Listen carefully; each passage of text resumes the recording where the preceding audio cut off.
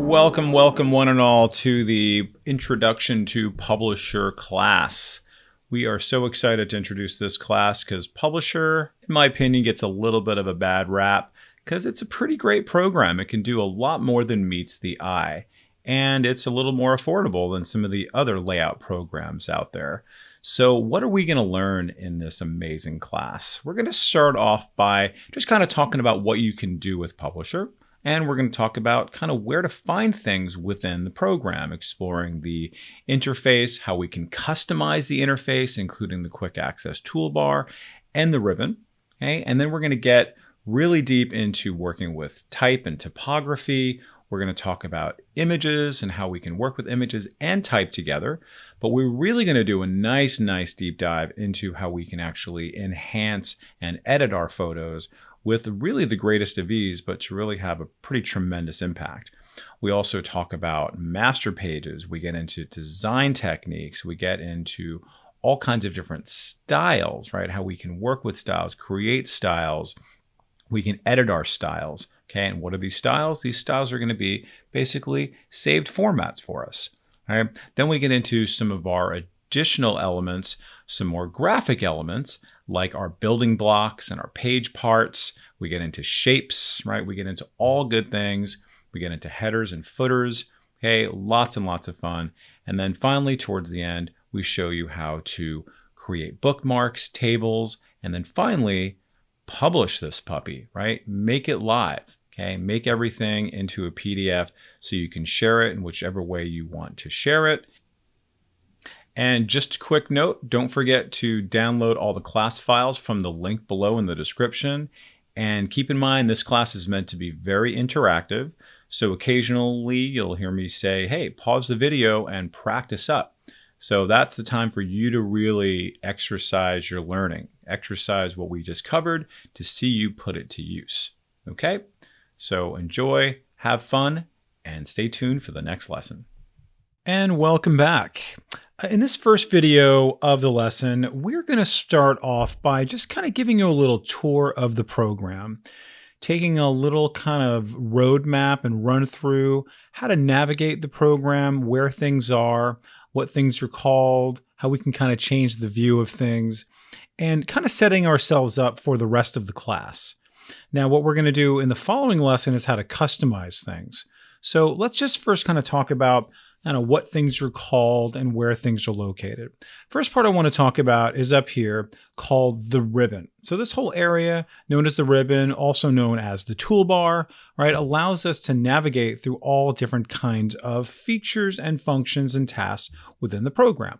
Okay, and you're going to notice that it's broken down by a few different other items that we can break things down with. So you can see here I have my tabs up on top here, like my home tab, insert, etc. And each of these are clickable. And when you click on them, you're going to notice that there's another component of the ribbon called the groups. You can see here is the clipboard group, the font group, okay? Here is the paragraph group, etc.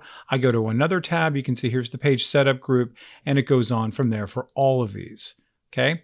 Now, one other item that a lot of people sometimes ignore, they just don't see it, or it just seems like, hey, you know what? I don't even know what that is. I'm just going to ignore it, is the dialog box launcher. Okay. I'm going to go ahead and zoom in on that so you can really see this kind of little dimple thing here. You see that right there? They're kind of all over the place. Sometimes they're lit up, sometimes they're not. It just depends on what you've clicked on. So if I click on this, notice these guys get lit up. So as the name implies, it will launch dialog boxes. So if I click on this right now, you can see it's going to take me to a dialog box all around fonts, right? See font and font. Okay, I'll go ahead and close that. You'll see here, if I go over to here to, let's just say page design, there's one for page setup. Now, what does this dialog box launcher do? Besides being very hard to say quickly, is going to give you extra options, okay? Options that maybe you haven't seen before, right? On the ribbon itself. Maybe it'll give you options that are a little bit easier to work with, right? So we'll be exploring all these things here, but it's just good to know that you have additional options that you may not actually see here on the ribbon itself. So I'm going to go ahead and go back to my Home tab. Now, the other part of the ribbon that is very, very important to note is going to be what we call contextual tabs, right? Particularly when you're working with kind of things like images and text boxes and possibly tables and graphs. So watch what happens now. I'm going to go ahead and click on this image right here. And you'll notice that I now have a new tab called Picture Format. Let's go ahead and do it for our family reunion. Notice this actually brings up two additional contextual tabs, the shape format and the text box. Okay, so depending on what you're actually working with, you may get an additional set of contextual tabs available, right? So when I click on this, I'm going to get, guess what? A whole bunch of different options around this, Go to my images, and you can see picture format, a whole bunch of different options around that. So I'm going to go ahead and click away, and then notice how it then goes away. Okay, that is going to be a very, very, very important thing to understand, because it's going to allow you to then get deeper and more complex, more sophisticated with whatever tasks you want to carry out on that particular object that you've just clicked on. Okay, so just keep that in mind. All right, so that in a nutshell is the first part of our ribbon. You'll also notice that is here our file menu. And our file menu does a lot of our basic kind of administrative items, like you can see here, I can do a new document, which we'll be doing momentarily. Okay, opening up documents, right? Our info around this document. So I want to click on that, and you'll just notice it's going to give me all kinds of good information about the document. Okay, the name of the document. You can see here where it's located, the name of the file itself. You can see here, I can see how many pages there are. Okay, you can see, bam, the size of it. Okay, when it was first saved, when it was last saved, right? All kinds of good stuff here. Okay, and then when you get a little more advanced, you can go ahead and use the design checker to see if there's any problems when you're ready to actually package it and send it off to your printer potentially. Okay, so there's a lot of really good stuff here. Here is save as. Your print options will be here. You get a nice little dialog box there with the preview. Okay, of course, we'll be doing a lot of that later on. Okay, and then you can see here's your share option. You want to email this to people as a PDF, just as an attachment, whatever you'd like to do. Export. How do you want to export this, right? What kind of file format do you want to do it in? PDF, HTML, you can change the file type entirely, all kinds of great stuff here, okay? And then if you are curious and you want to customize things a little bit, you can come down here to your options, way down here in the lower left, and then you can tinker with it. Of course, we'll be getting into that momentarily as we go out throughout the class. Now, at this point, it's really just about kind of getting to know what's even available here. Okay, so that's the ribbon. Now, one thing I want you to understand in terms of how I want us to be set up in this class, and I suggest you being set up, is kind of different elements to be shown as we are going throughout our documents. Okay, so this is part of how we can kind of customize to a certain extent, but this is really even pre-customization. And we're going to do that through the View tab. And I first want to start this off because this is going to allow us to kind of show certain things and maybe not show certain things that are going to be on our screen here. Okay, so the first thing I want you to notice is all of these checkboxes here, right? And notice this grouping here is called show. Do I want this to show or not? Do I want my ruler to show? Absolutely. Notice now I have the ruler there. Okay, that's going to give me a lot of great options for a variety of different things, but at the very least, I know the size of this page, but I know where things are located potentially within context of where it is in the ruler. Later on, we're going to talk about guides and such, and this will really help us to work with our guides. Speaking of guides, I click on that. You'll notice that when I choose that, all these little guides will appear here. Maybe you don't want those. You can very easily turn those off. Okay.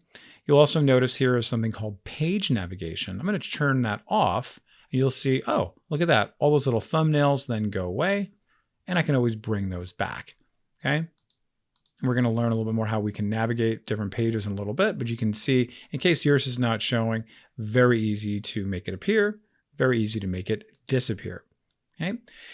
Then we also have the scratch area. What does that mean? This whole area on the side, okay, some programs call it the pasteboard, is known as the scratch area. So let's just say, for example, I wasn't sure if I wanted to use this image. I could bring this over here to my scratch area. Okay? It will not get printed. No one sees this, okay? But it's here if I want it. But why is this checked? It's basically, hey, do I want to see all the stuff in my scratch area or not? So when I turn this off, notice how it then kind of goes away, but it's really there, right? You see that? But if I want to see it again, okay, great. So if you have a lot of things in your scratch area and it starts to get really distracting, that's when you may just disable this. Okay, so I'm going to go ahead and bring that back. And there I am. Okay, excellent, very good. All right, and we'll maybe check out some of these other things as we go forward. Now, within your View tab, you'll see that there's different ways to view your document. You can see here a single page. Maybe you don't want to have it looking more like a book. You can do it just like this. So it's very easy to change that. Okay, or you can go over here to page spread, just like that. It totally is up to you how your book or your document is going to be presented. That may help you out quite a bit. All right, and later on, we're going to be getting into master pages, so hang tight with that. All right, the next part I want to talk about is how we can kind of view things in terms of our zoom level. Okay, so right now inside of the View tab, I have the ability to view things as 100%, right? Click on whole page, right? It kind of makes the nice kind of best fit view for me. I can also change it. So it's going to be super zoomed in if I want to. Go back to whole page. That's really nice to know you can do that. Page width, right? So it's going to be perfect fit for the page width so I can actually see it and then scroll down if I want to. And then certainly go over to here to whole page. Or if you wanted to even just go to a selected object, right? You can go in and just zoom right into that, which is really nice because rather than having to zoom in kind of a little bit more manually, this allows you to do that. I'm going to go ahead and click on whole page. Now I'm going to go back to my home tab and just say, listen, you know what? I want to have to always go to view to zoom in every single time, right? It's a little bit clumsy. So I'm going to go back to home and show you another area that you might want to go to. And this area down here, down below.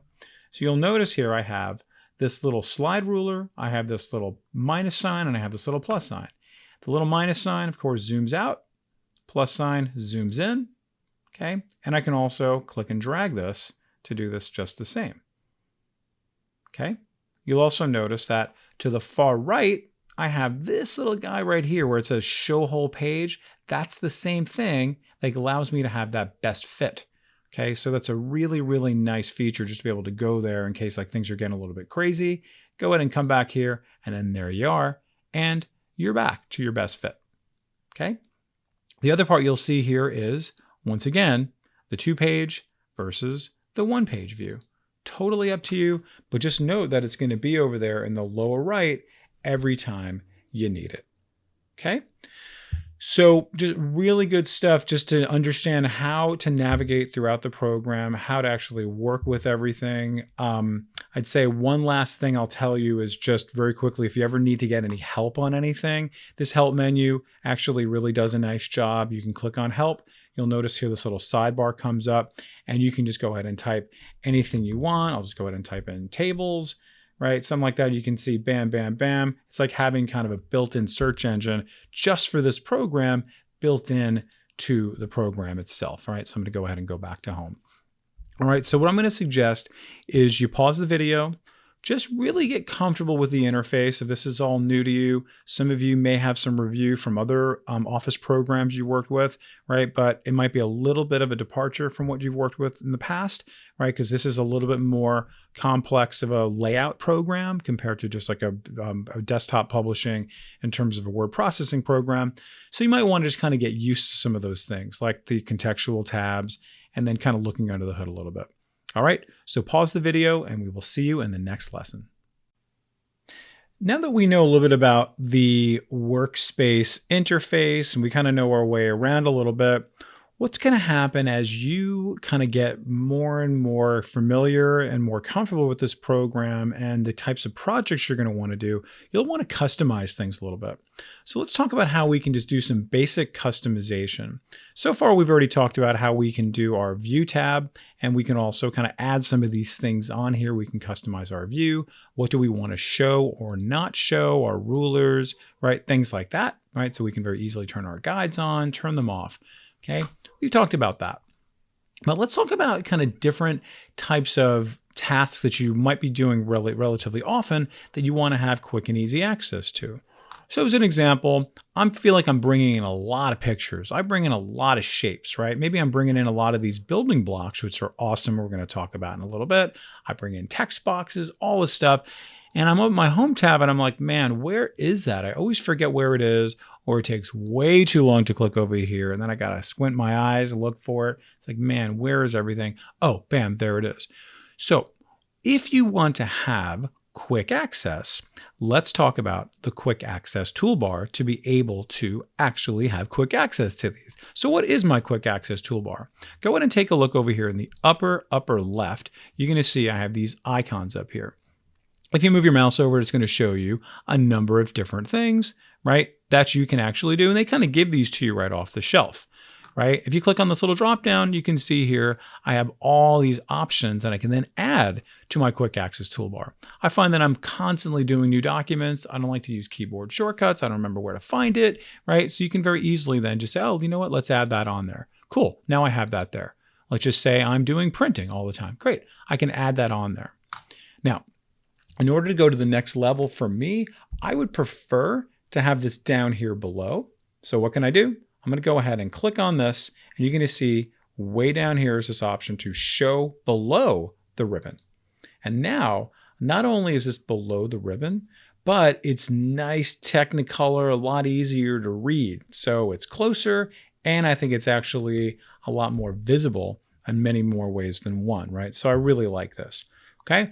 Now, coming back to our original thought and strategy of, listen, I want to bring in this pictures icon. Every time I want to bring it in, I got to hunt for it. Guess what? If I right click on this or any icon, look at that, add to the quick access toolbar, and look what's sitting there waiting for me. I bring in shapes, right click, first choice. Look at that. What about text boxes? Yep, use those all the time. Bam. Oh, how cool is that? Right? So now, guess what? They're all going to be there for me. Right? If I change my mind, I don't want that. Like I don't use this little touch thing here. I right click on that. Guess what? Instead of add, I got remove, and that goes away. Right? So really cool. And this will change for you. The more you work through the program, the more you can be like, oh, I want to add this on there. I want to add this on there. Now, okay, great. And it's going to be super easy for you to do that. And it's going to make you way more efficient and less stressed out with your process. Okay. Now, next level is, well, you know what? Let's say I want to change the order of these, or let's say I want to add some things on that aren't on the quick, that aren't available in the ribbon, so I can't add them onto the quick access toolbar. Super, super easy. What I'm going to do now is, again, click on my drop down, and I'm going to come over to here to more commands. And when I do that, believe it or not, this takes me to my options. Remember in the last lesson, we went over options. These are going to be all the options that you have available, including one called the Quick Access Toolbar. Okay, so what I'm going to do is go to my Quick Access Toolbar tab, and you'll notice that what's waiting for me here is all of the tasks and icons that I actually put on there earlier and the order that they're in right now. So let's say, for example, I'm constantly inserting pictures. I want that to be the first thing. So very easily come over to here, bump that up. Fantastic, that's great. Shapes also, they kind of go hand in hand. Great, I love that there. Okay, wonderful. Now, if we look over here on the left-hand side, you're going to notice how I have the ability to choose more icons, right, from this list. Now, this current list is based off of what we're calling popular commands, right? What are the more commonly used commands? Now, that's what you're going to see here, right? A lot of these things that are probably already available inside of the ribbon. So you don't probably even need to go to these, but maybe this is a better way for you to view them because they're in alphabetical order. So that's pretty cool. All right. So, but if you click on this now, notice how it's filtered in other ways. Commands not in the ribbon, all commands. The file tab, right? Look at that. Oh, that's pretty cool. So you can see every single tab is available here depending on what you are trying to do, right? So I'm going to go over here now to my file tab, and I want you to notice that, you know what? Something that I like to do all the time is publish as PDF. So that's actually not in the ribbon. So it's not really easy for me to then right click on it. In fact, it's impossible because it doesn't exist. So what I'm going to do is simply choose this, click on add, and now bam, that's going to go right there. What about emailing as a PDF? Cool. I want that. Then I'm going to reorder this, bring that way to the bottom, bring this to the bottom. Great. Super easy. Okay. So anything you want to do, you can do. Anything you want to add into your quick access toolbar, you can 100% add it. Customize your experience. Okay. Now, the last thing we're going to do in terms of the quick access toolbar is show you potentially you may change your mind. You may inherit somebody else's computer, right? Maybe you're just going a whole different direction altogether. You can reset the quick access toolbar or all customizations in general, right, that you might be doing. You can also export your customizations. So let's say, for example, you are working on more than one computer, right? And you want to say, listen, I love what I've done on this computer. I want to export it to another computer. You can very easily export these, right? It's going to export it as this type of file, .exported.ui. And then once you've got it on your computer, guess what? You can then import the customization. Okay. So it's pretty slick, really cool. Okay. So go ahead, pause the video. And when we come back, I'm going to show you how you can actually customize the ribbons, right? So you can see here is the ribbon. We're going to learn how to customize the ribbon in the next lesson. All right, so pause the video and we'll come back in just a bit after you practice. Now, as promised, we are going to do a quick lesson on how to customize the ribbon and the tabs. So far, the customization involved working with changing our view to a certain extent, adding on some other elements on there, how we can zoom in, adding on a bunch of other different ways to navigate, our ruler, our guides, etc. And then we also did something with our quick access toolbar. So hopefully you're pretty comfortable with that by now. But let's say we want to customize how the ribbon looks in general, right? Maybe we want to create our own set of icons. Maybe we want to remove some things. So what we can do is customize the ribbon by very simply right-clicking anywhere on the top of the ribbon here, or pretty much anywhere on the ribbon. And you can see here is customize the ribbon. So I do that. And you're going to see that now, instead of Customize Quick Access Toolbar, I'm in the Customize Ribbon tab. And if you look on the right-hand side, you're going to see all of the tabs that I currently have, my Home tab, my Insert, Page Design, all that stuff. Maybe some of you never, ever use mailing, right? So you're just going to turn that off. You say, listen, you know what? I don't want that, so let's just go ahead and turn it off. And it's going to go away as an option over here, right? So, okay, why have it even appear here if it's not something I'm going to use, right? So, okay, great, get rid of it. But I'm not going to do that for now.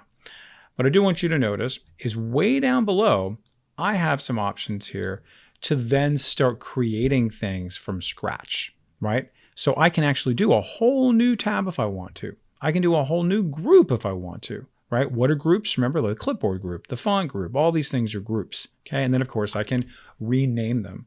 Okay, so I'm going to go ahead and just do a new tab, as you can see the process right from the beginning. So I'm going to say new tab, right? And I'm going to name this right off the bat. So I'm going to click on rename. I'm going to say Dave's Faves. There it is, bam. And you'll notice how there are no groups inside here, right? So I'm going to go ahead and now add some stuff inside of it, then rename that group. I'm just going to keep it really simple just so I have one group in there. And then I'm going to click on this drop down and you'll notice here I have all my tab options. So I'm going to go over to here and just show, let's just say all tabs. And I'm going to go over to here to insert.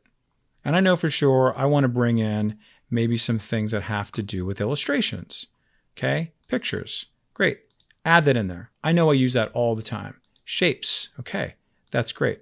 What about for text? Yep, insert text box. All right, wonderful. Okay, and of course, yours will be whatever it'll be.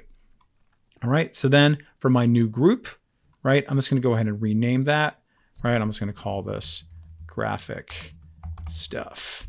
All right, click OK, and pretty great. Then this is all set up. Then I want this to be before the Home tab. Okay, so I'm going to go ahead and click on this, and the whole group will then move to just come right up as it is. That's wonderful. You can see that. And eventually when I click OK, you're going to see it as its own new tab, totally customized by me, for me, in front of the Home tab. Okay, so let's go ahead and click OK so we can see it in action. There's Dave's Faves. And look at that. Really nice. maybe this is the only place you ever go. So you can see how I have everything nice and big, nice and clear for me to come back to anytime I want to. And if I wanted to insert a shape, look at that. There's all my shape options there. Inserting a picture is going to take me to the command to then insert picture. Okay. Now let's just go ahead a step further now. I'm going to go ahead and right click again, customize the ribbon. I'm going to go over here to Dave's Faves, graphic stuff. And let's say I wanted to rename these. And let's say I wanted to just do a different icon altogether. What's so cool about this is it's very easy to rename, like I showed you before. But when I click on rename, check it out. They give me a whole bunch of different options here for me to then change, right, as my actual name, right? So I'm just going to go ahead and just say, what's my display name? I'm going to say images. Okay, it's a little more clear to me and maybe people I'll be working with or whatever it is. Okay, and then you're going to see I have all kinds of different icons to choose from. Not everyone under the rainbow, but you can see there are quite a few. So why don't I just choose like this little palette? Click OK. That's changed. Super easy. Okay, now let's see what that's going to look like. Click OK, and look at that. Images, right? That's all it is just saying images, right? Takes less space up, etc. Okay. And now finally, the last thing I'm going to show you is kind of review of what we did with our quick access toolbar is the ability to then reset it if we want to reset it, and also import, export, just like we did with our quick access toolbar. So it's pretty great. Okay. So really try this out. Really, I want you to get comfortable with it. I want you to really, kind of as you work throughout the program, take advantage of all these little gifts that they give you. All right. Now I'm going to go ahead now just for the purpose of our lessons here. I'm going to remove this. I don't really want this here, right? It's going to add on some kind of, differences between us. So I'm just going to go ahead and remove this now. And you'll see how easy it is to do that. I'm going to click OK. That gets reset. Okay. And finally, let me just show you another way you can get to both of those options that I showed you, the quick access toolbar and customizing the ribbon, simply by going to File, going over here to Options, and then again, you can see how you can get to them both this way. All right, pause the video, practice, and we'll see you in the next lesson. Welcome back, everyone. In this lesson, we are going to start something from scratch, a brand new document. This document obviously has been created before, but how do we create something like this? What's the first step? Very simply, we can just go over here to File and New, and you're going to see I'm going to have all kinds of wonderful options for me to choose from. So if we want to just go right from nothing, clean, empty canvas, we can just simply click on this and you can see just like that, I have just a blank document, right? One page, nothing more, nothing less. Let me come back over to here to File, New, and you'll notice how I have some other options here, right? For landscape, I click on this, you're going to see how that's going to take me to potentially more different sizes, right? Depending on what you are trying to do, right? So there's actually quite a bit depending on what's going on here. Maybe you're going to be doing a trifold, maybe doing a giant poster, right? Something like that, okay? Now, you will notice that as you're choosing these, right, I want you to notice at the right-hand side, things kind of change up a little bit, right? You can see it's giving me a little preview of it, but it also gives you something that maybe you haven't seen before in other types of programs, which is the ability to actually choose different customization options, like your color theme, right? So I choose this, right? I'll just choose desert. Okay, that's great. What about my font scheme? Let me zoom in a little bit so we can see color scheme and font scheme. You can see that. So I'm going to go ahead and go to here and then, all right, cool. So what are these? We're actually seeing two different fonts, right? One is going to be our heading font. One is going to be our main body font. Okay, so I'll just go ahead and choose one that's relatively obvious. Let me just choose that one. So you can see Copperplate and Garamond. Okay, very good. Some of you may be doing like business information, like you're doing a letter or a business card, something like that. So you might want to actually create some business information for yourself there. Okay, so I'm going to go ahead and just click on Create now, and we're going to see what happens, right? Nothing really as far as I can tell, but now if I'm going to go ahead and just bring in some text, right? So let's just go ahead and just go to Insert, and I'll just go ahead and just draw out a text box. All right, I want you to notice, look at that. Here is Garamond. Oh, no surprises there. Okay, so I go ahead and just say welcome. All right, now I'm going to go ahead and highlight that. I'm going to come over here to home, and I want you to notice there's something here called styles. And then you're going to see that every one of these, right, these kind of bigger guys here are all, guess what? Copperplate Gothic. All right. So when you set this up, you're basically setting yourself up for consistency, okay, using these types of font schemes. Okay. So pretty cool, right? So if I go ahead and just add on a shape here, click on that, and you're going to see here, there's my shape. And why is that brown? Remember the color scheme I chose. Let's go over here to the font fill and look at that. All of those colors that I chose in there are now going to be part of that. Okay. As we move forward, we're going to get a little bit deeper and we're going to talk about the page design, and we're going to see, look at that, all those options that I had before, I can very easily come back and change. Okay. Very good. So that's a little taste of what we're going to get in just a little bit. All right, now let's go back to where we were. I'm going to click on File and then New. And then I just was tinkering around with all of these up on top. But I do want you to notice how there's a whole bunch of other little kind of off-the-shelf types of things that you can be working with. Publication types.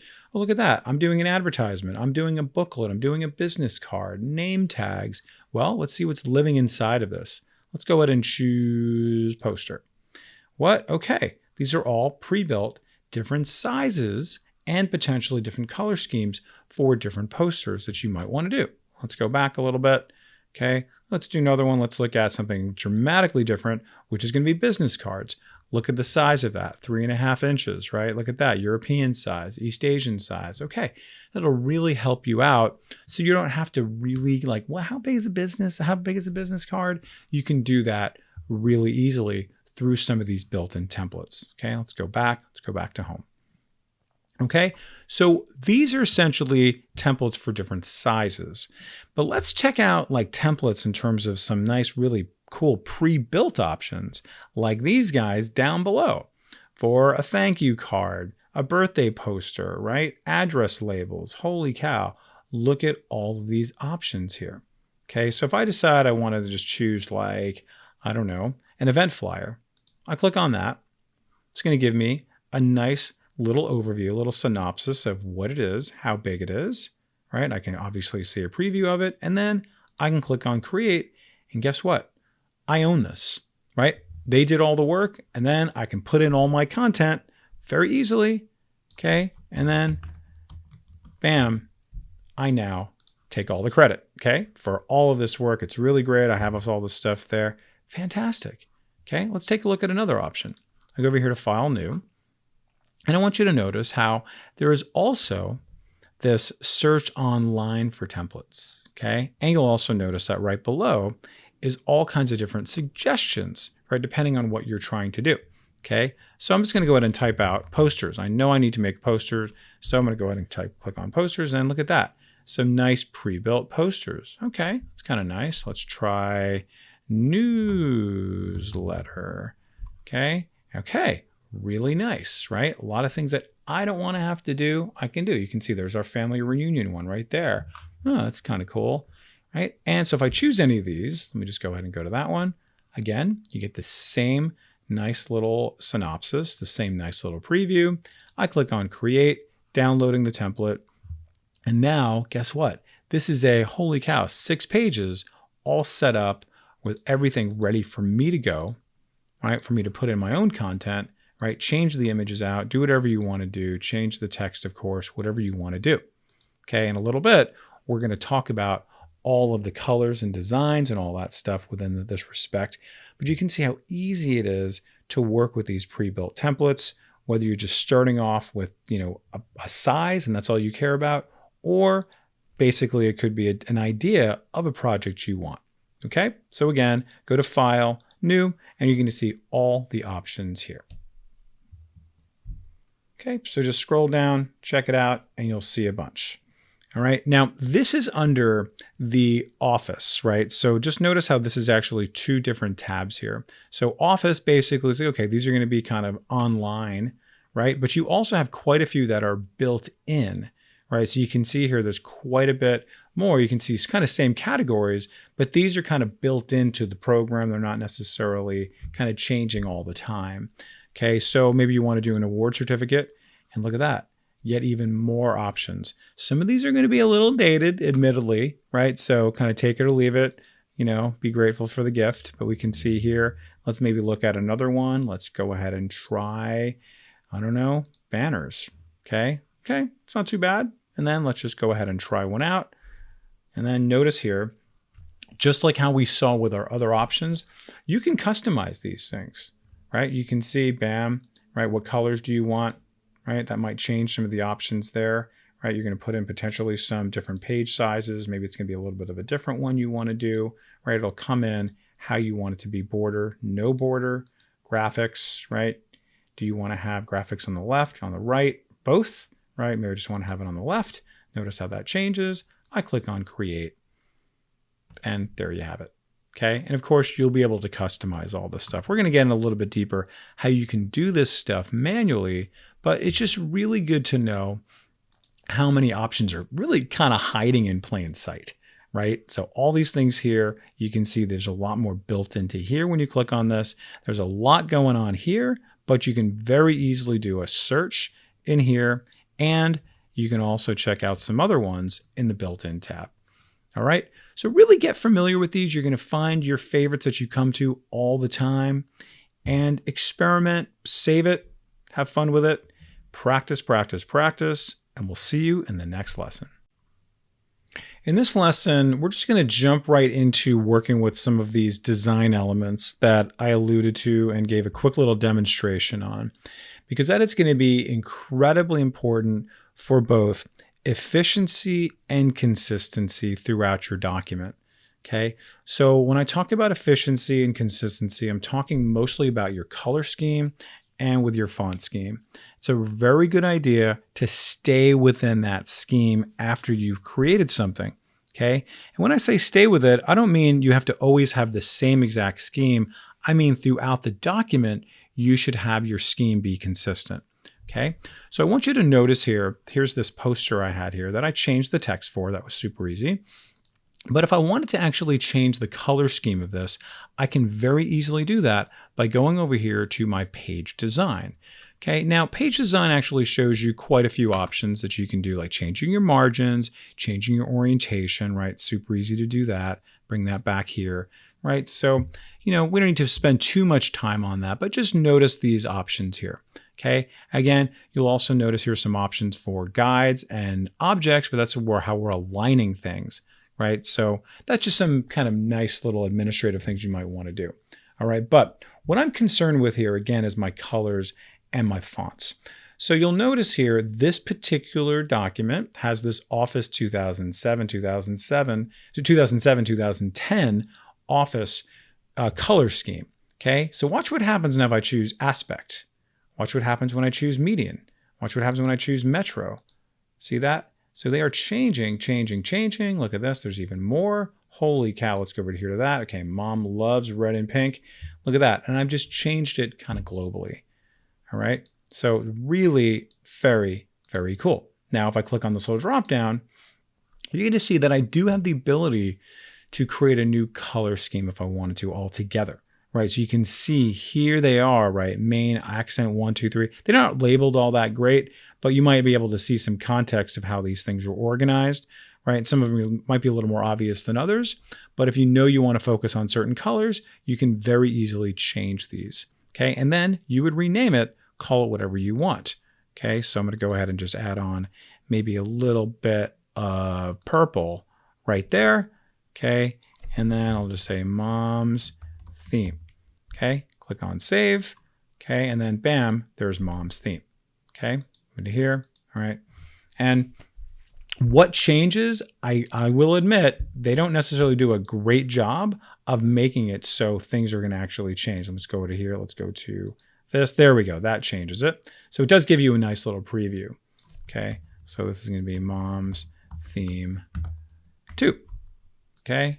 There it is. Cool. So now I can actually go back and forth between these two. All right. Next level, what you might want to do is change your fonts altogether. Okay. So if I go over to here, look at that. Here is my fonts themes that I chose earlier on, but then I changed my mind, and look at this. I click on that and then watch this, how it all changes. All right, let's go over to here to this one. Okay, great. Kind of looking pretty good. Let's try another one. Okay, pretty good. Maybe I want to change the size of that. That's not a problem. Okay, good. All right, excellent. I like it, not sure if I love it. So what I can do is come over to here and then create a new font scheme. I choose that, and then guess what? This is going to be way easier, way more straightforward than the last thing we did, because guess what? Here are all the fonts, right? So this is going to be my heading font, right? So I'm going to go ahead and just choose one. Let's go to this one right there. I like that one. Okay, cool. And then instead of Georgia, I'll just choose one that's relatively easy to read. Let's just choose CAL, just type that in, Calibri. And I'm just going to just call that Babus Calibri and click save. All right, and then look at that. Beautiful. I have now changed that, okay? And you'll see there is my theme that I just added. So I can very easily go back and forth between this, and it's as good as done. Okay, so just think about if you're working for a company and they want you to use a certain type of font, certain color scheme, this is the way to work with things. So what this is going to do is now take us into something very, very important that we're going to talk about in an upcoming lesson called styles. Okay, so I'm going to go ahead and click on this Mother's Day, and I want you to notice now when I go over to here to the Home tab, I click on styles. I want you to notice everything here now, right? So associated with the font that I've chosen, right? You can see, bam, there's heading 1. Okay, that's great. I click on this, click on styles. Okay, there is date of event. Okay, that's a preset style. So watch what happens now when I choose my page design. I'm going to go a completely different direction. I go back to Mother's Day, go back to home, go back to styles, and look at that. Everything changes. Let's go back to page design. Let's change my fonts to something completely different. Okay, I choose that and actually get one so it's going to fit. Okay, that's great. Then I go back to my home, go over here to styles, and look at that, completely different. Okay, so remember the 2 words I gave you, consistency and efficiency, right? We want consistency all throughout the document, and we want efficiency to be able to change the document. Okay, now you'll see this even more so when you're working on very large documents. Okay, so you're going to see here, I'm going to change this to something completely different. Notice how that changes, but it also changes across the board here. Okay, you can see, look at these fonts. Let's change it to something completely different. And notice, look at that, consistency and efficiency, right? Because I was able to do it so quickly. And look at that, this is a 6-page document. Because I'm working with all of these styles, I'm doing it the right way. Because I'm working with my page design and incorporating all the style elements in there, it's going to allow me to do it faster. Okay, so this is going to be a little bit of a departure of how most of you have done this before, but this is how the program wants you to work with it. Working with styles, working with our design elements for, again, efficiency and consistency all throughout your document. So therefore, you don't have to change things up piecemeal and do it manually. All right. So download a bunch of files to work with from the templates, experiment with different color schemes, different fonts, and you're going to watch how amazing it is to be able to make quick and easy changes, right? And then after you make those changes, come back over to here to your styles dropdown. You'll be able to see all those options, then follow suit. All right, pause the video, practice this, get this concept into your head more than anything, because for a lot of you, this is probably a whole new idea.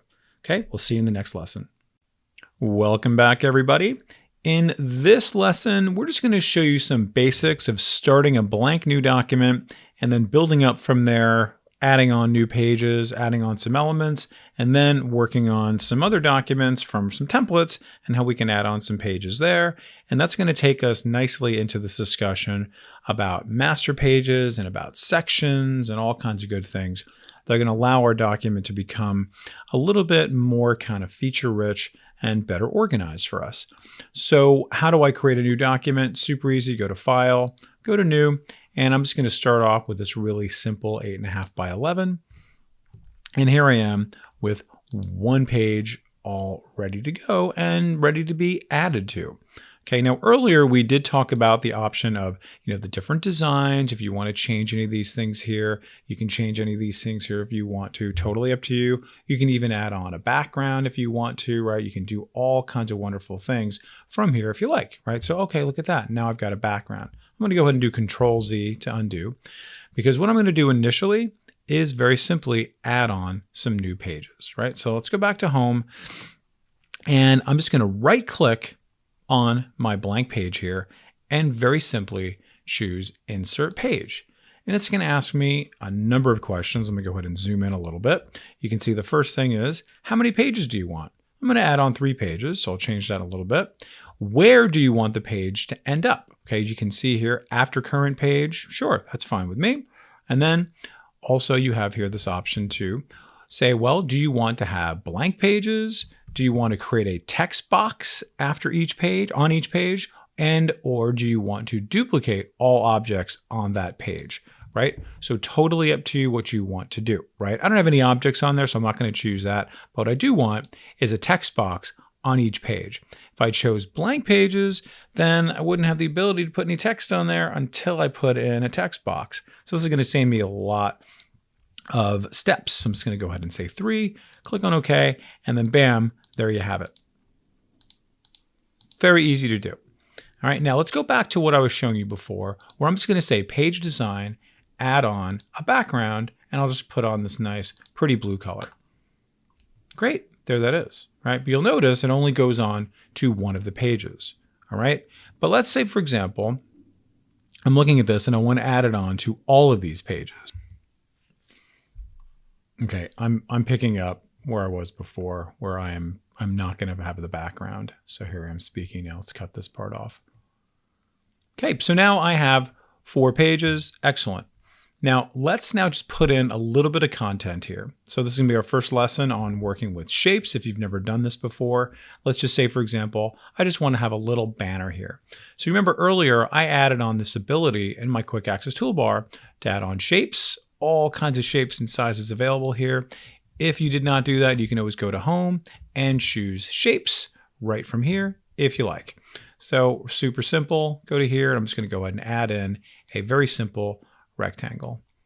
Just like that. And you'll notice as soon as I let go, I now have a new contextual tab as promised, saying Shape Format with all kinds of lovely options. We're going to get into more details on shapes in subsequent lessons, but let's just go ahead and check out some preliminary stuff like adding in some color for this. So I'm just going to go ahead and just do this nice light orange. I'm going to say I don't want to have an outline. Okay. And then I'm just going to go ahead and maybe make this a little bit bigger. Okay. And I click away and there you have it. Okay. And you'll notice here's my preview and then you can see here this is as well. And I can very easily bring this down if I want to. And then notice my preview will eventually catch up to it. Okay. So pretty straightforward, right? Inserting pages and adding objects to pages. Now let's go ahead and bring in text box to this. And I'm going to see here. All right. And then I'm just going to go ahead and just start typing out summer picnic invitation. Okay. So there you have it. I've started off a new document and I've got some text, but guess what? That text is not that big. So let's go ahead and make that nice and big. So you'll notice that I highlight it. And as soon as I let go, I get this little guy that pops up. Okay. This is going to allow me to have nice, quick access to all of these tools that I don't have to go very far to get to. So let me go ahead and make that nice and big. And you'll see, oh, that's great. Or I can even make it go nice and big this way, right? You see that? But what's happening? You can see how this is not tall enough. So fantastic. There you have it. Let's highlight it again. Notice that pops up. It's going to give me all kinds of other options for me to work with. You can see here, I can bring in some different type in there, right? All kinds of lovely options to give me some more kind of creativity and more flair to what I'm working on. Okay, and again, let's make this a little bit taller. So maybe put these on different lines, just hitting the Enter key. Great, and there you have it. Okay, so that's just bringing in some basic text. All right, so now I have this document, I'm all ready to go, but you know what? I decide this is actually going to be on the second page. The first page is going to be maybe a cover sheet. Maybe there's going to be some kind of explainer text or something like that. So how do I get this to be on the second page? Guess what? All you got to do is simply click and drag and just bring that down. See that? That little orange, that little green line pops up, and there it is. Just watch it again. See that little green line? Comes back up. Wait for it again. Okay, see that green line? And then bam. So any of these pages can very easily be moved around. Okay, now if you right click on them, some of you probably noticed this earlier when I was doing my insert pages. Notice you can insert a duplicate page of this if you want to. You can delete a page. You can move it to wherever you want. You can rename pages. Who knew that these pages even had names, right? You have all kinds of options here. So for sections, page numbers, we're going to talk about master pages in a little bit, but really, really great. So we're going to see now, first of all, let's go ahead and just move this. You can see, oh, well, where do you want to move it to? Oh, I want to move it to after page 4. And you can see that's another way to move it. Let's go and right click. Let's say move. And let's just say before page 1. Great. There that is. Okay. So you can see there's a lot of ways to do the same thing. Let's right click again. And this time I'm going to say rename. All right. And I'm just going to call this cover page.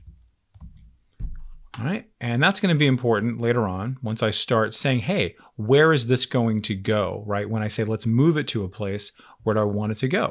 Okay, so let's try this one here. I'm going to right click and I'm just going to go ahead and just say, all right, let's rename this one. And what's going to go on here? I'll just say contact page.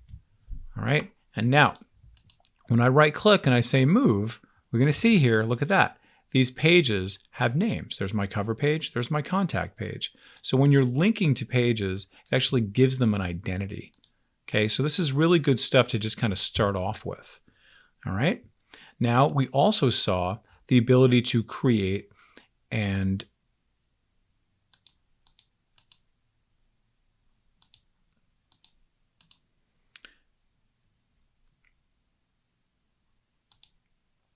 Now, we also saw the ability to create sections. So when I right click here, you're going to notice here is this option to insert a section, right? And you'll see here, oh, look at that. Now I have this section that I can collapse and expand. Okay, let's come over to here and let's do another section. Let's go over here to page 4, right click, insert section. Right? Oh, pretty cool. And now this is collapsed, and now this is expanded. But now if I do that, you can see how all of these are now collapsed. So let's now take a look at a larger document and how we can do this. All right, because right now we don't actually have a lot of content. Let's see what this might look like with something a little bit bigger.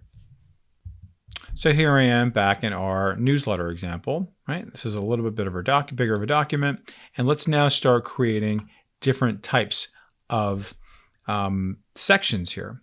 All right, so this is going to be, our first section. I'm going to right click on this one. I'm going to do another section here and right click on this one. I'm going to say another section here. Now, each individual page can be moved from section to section really easily. So I was like, you know what? This actually needs to be in this section. So you can see now I've got 2 pages in this section. Let's now move this one up here. Wait for my little green line. There we go. Okay, so really nice to be able to organize your content in such a way. Now, if you right click on these, you'll notice here, you can also expand and collapse that way, expand and collapse, or just simply click on it. And there you have it. Bam, expand. So sometimes it's just nice when you have a really large document to be able to expand and collapse these.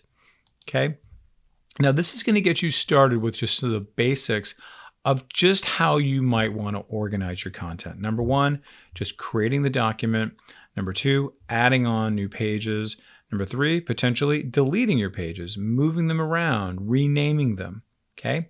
And then potentially even inserting a duplicate page of something that you've created, okay? And then finally, working with these sections, okay? Now, we're going to go a little bit deeper so we can see what master pages are all about, so we can see what's going on behind the scenes and what's going on with what and why things are showing what they are consistently. Okay, so master pages are going to be really helpful for you. Okay, so just practice the basics now of just creating your own document, moving them around, doing all kinds of other types of kind of organization on your document, and then we'll see you in the next. Now, one of the most important parts of working with long documents is working with master pages. And it's also possibly one of the more misunderstood, but one of the most valuable parts of working with documents. So let me just demonstrate for you what the master page will do for us, right? And then we're going to back up a little bit and sort of deconstruct it. So let's say I'm working on this document and I want to do another page. When I right click and say insert page, I'm just going to say, okay, I want you to notice what happens here. See that? I pretty much get the same exact background, same exact elements, everything here as I did on the first page. Well, what's happening there? The master page is dictating this. Now, how do I know this is part of the master page? Look what happens when I try to click on this. I don't know if you can hear me clicking, but I click on this, I can't actually do anything to it. Let's come over to this page here. Same thing. I cannot actually select this. It's actually kind of glued to the background. Think about it like that. So how can I get to the master page? A couple of ways. You can go to the View tab. Here is Master Page. You can go to Page Design, and then here is Master Page, and then you can say Edit Master Page, and you can also here see is the option to apply master pages. All right, we're going to come back to this in a little bit. But let's go over here to View, and then let's choose Master Page. And you'll see that it kind of looks similar, but what's going on is that I have this set of designs that are now going to be repeating on every single page that is connected to that master page. I was like, oh, great. So let's just say, for example, I wanted to add on something or take something away. Whatever pages that I see on that kind of front end page will then be reflected about what else is here. Okay, so let's just, for example, I'm going to say insert. I'm going to bring in a shape. Okay, let's just bring in a big old heart like right there. Okay, and then let's just put that there, and then let's just add a nice little red color. Okay, and there that is. Okay, now what I'm going to do is get out of the master page, because notice I am still in the master page, and what I need to do is close out of the master page, so then I can therefore be in a whole different section, right? Going back to where I started, getting out of this. So now when I click close master page, guess what is on every single page, right? So think about it like the mold for all of your pages. Okay, so just notice I cannot click on this, cannot click on it, okay? Because it's all inside the master. So let's just do one more thing here. I go to View, go over here to Master Page. This time, let's just make this a little bit smaller. Let's bring that to the lower right, okay? And then, all right, great. Guess what's gonna happen? When I close this out, you're gonna see, bam, it's gonna be here, and it's going to be here, all right? Now, this is obviously a document that was already created. Let's take a look at the document that we were starting on earlier, right, our little summer picnic, all right? So let's just say, for example, we wanted to have something on every single page for our document here, okay? So what I can do now is go up to the View tab, and I'm going to go to my master, and you're going to see that there's nothing on this one, right? Should not surprise you, because there's nothing going on in the background or anything like this. So let's say, for example, I wanted to add on, again, it could be a shape, could be a logo, could be anything, but I want it on every single page. So let's go over here to our master page, and I'm just going to say insert. And I want you to notice that I have, let's just try again, another shape. I'm going to go over to here, and then I just want to do like kind of a little kind of colored bar along the outside. I'm going to say no outline, click away, and then I'm just going to have this little stripe that's going to be on every single page. So I close out the master, and look at that. Every single page now has that. Okay. So you can see how that's a big, big time saver, because later on my boss comes over and says, no, we're not doing blue, right? We're actually going to do, yellow for summer. Oh, okay, great. But I got it on 1, 2, 3, 4 pages. Oh my God, what a pain. Because I'm working with master pages, all I need to do is go back to view and go to master page.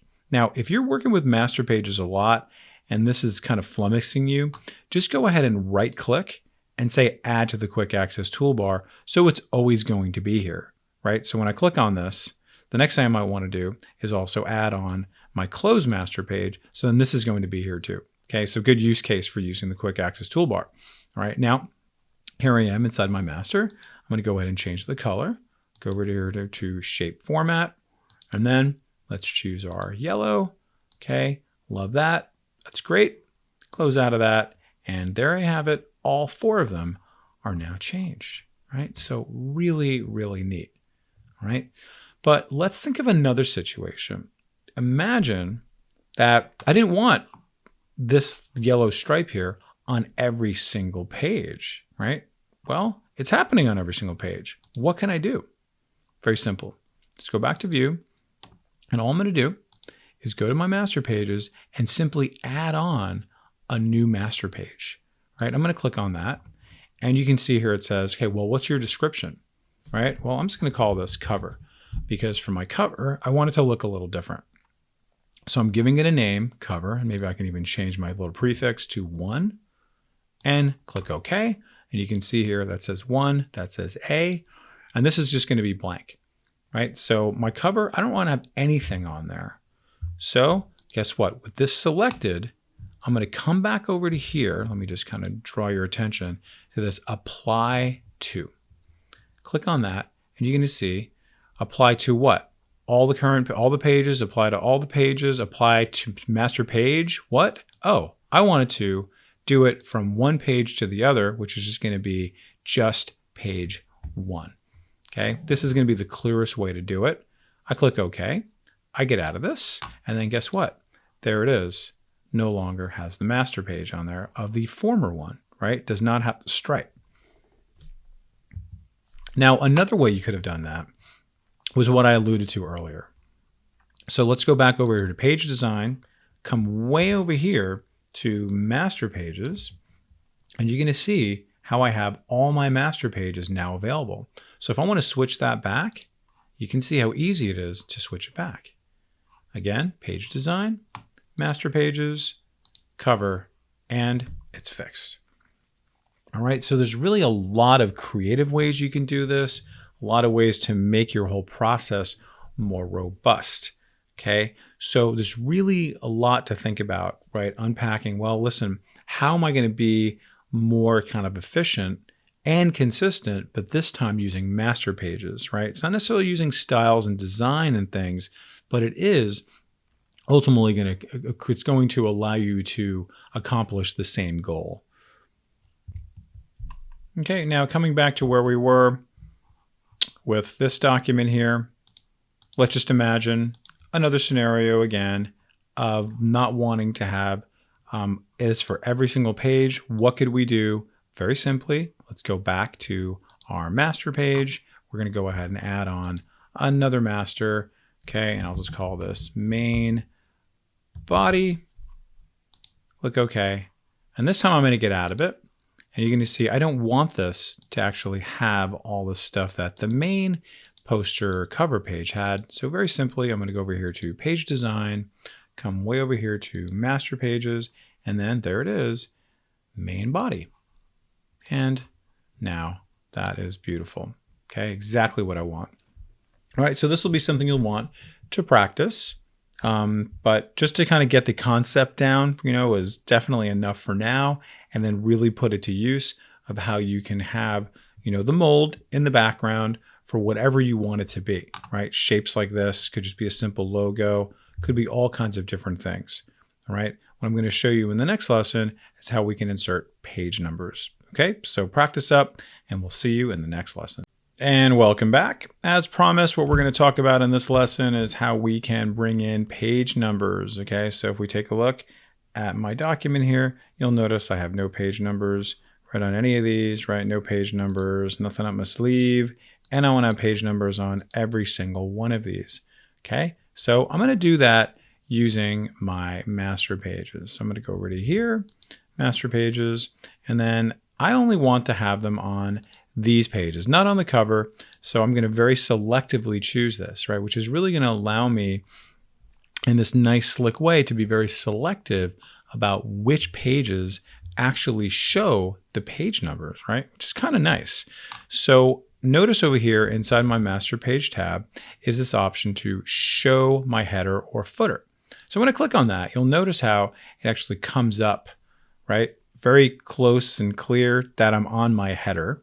And then if I come down here, I click on that. Now I'm inside of my footer. And you'll see very easily I can then insert a page number. Insert a field that displays the current page number. As more pages are added or removed from the publication, this page number updates. So you'll notice how it actually puts in this little pound sign. Okay, so what I'm going to do is go ahead and center that pound sign. So what is that pound sign? That pound sign is basically a placeholder for text, right? And what is that text? That text is a page number, as you could probably guess. So if I wanted to, I could make that text, right, bigger, smaller, right, a different color, right? I can do all kinds of different things. And you just notice what I did is I aligned it in the center.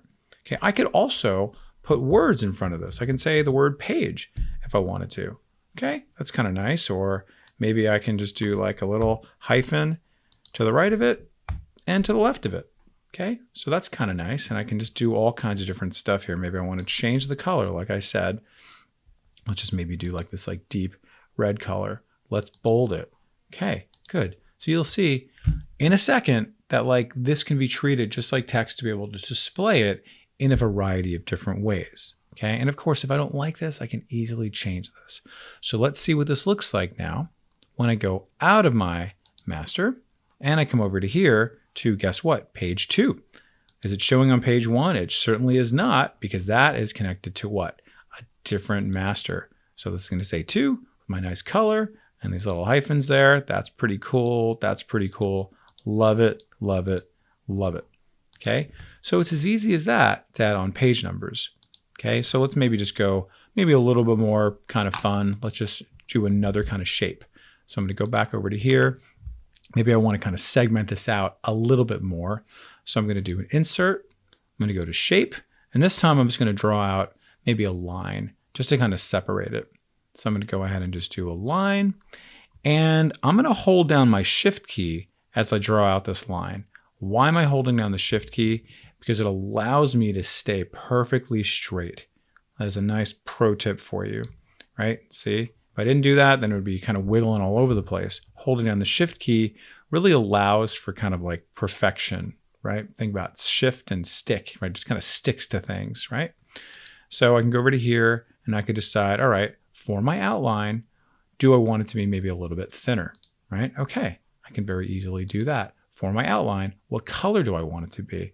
Maybe I want it to match my page numbers. Cool. So you can see that is going to be on every single page now. I've just drawn that line. It's going to be right above the page numbers. So let's get out of the master, come over to here, and you can see just like that, it's on every single page. Let's go over to here to view. Let's maybe turn off some of the stuff here. I don't need to see the guides. And let's go ahead and make this. So it's going to fit in, and bam, now you can see it on every single page nice and clearly. Okay, and then the last thing I'm going to do, because I'm a crazy perfectionist, I'm going to bring this line all the way to the edge, and you'll see I only have to do it in one place. And you're going to see it's super easy to do. Hold down the shift key, drag that. Probably better to zoom in for certain things. Okay, there you go. Okay, and then close out the master page, and there you have it. All right, so inserting page numbers and then just doing some other things around that, working with headers and footers, so all kinds of things you can do around this. Now, the headers and footers, just to kind of continue this conversation, this really could be anything you want here. Okay, so if I go back over to my master page and I decide I want to have something on the top of every single page here, I can actually just put in some basic text. So we can just say summer picnic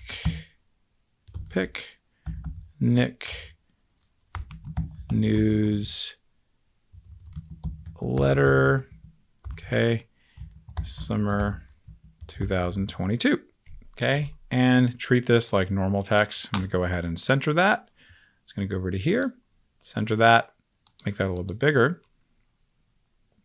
And guess what? I can put another line under here if I want to, or put anything else you want in there, right? Again, let's do some of our shapes. Come over to here, and maybe let's just put in a little sunshine. Great, and that's gonna be on every single page. Close that out, and then look at that. Beautiful. All right, so that's a combination of working with master pages and also working with our header, footer, and page numbers. Okay, excellent. So pause the video, practice that, have fun with it. Imagine how you're going to do this with your documents and have fun. Welcome back, everyone. In this lesson, we are going to talk about how to insert images, how to edit images, enhance them, and all kinds of different image types of modifications and enhancements. So how do we bring in images? First of all, let's talk about that. So very simply, if you click on Insert, you're going to notice here is the option to bring in pictures, but also to bring in online pictures. So pictures are actually going to take you into your computer to be able to then get all of your pictures available to you. Online pictures, you're going to see that there's going to be a whole host and wide array of different types of stock images that you can work from. So let's just go ahead and just go here to pictures, and notice I have some pictures here for you to play around with.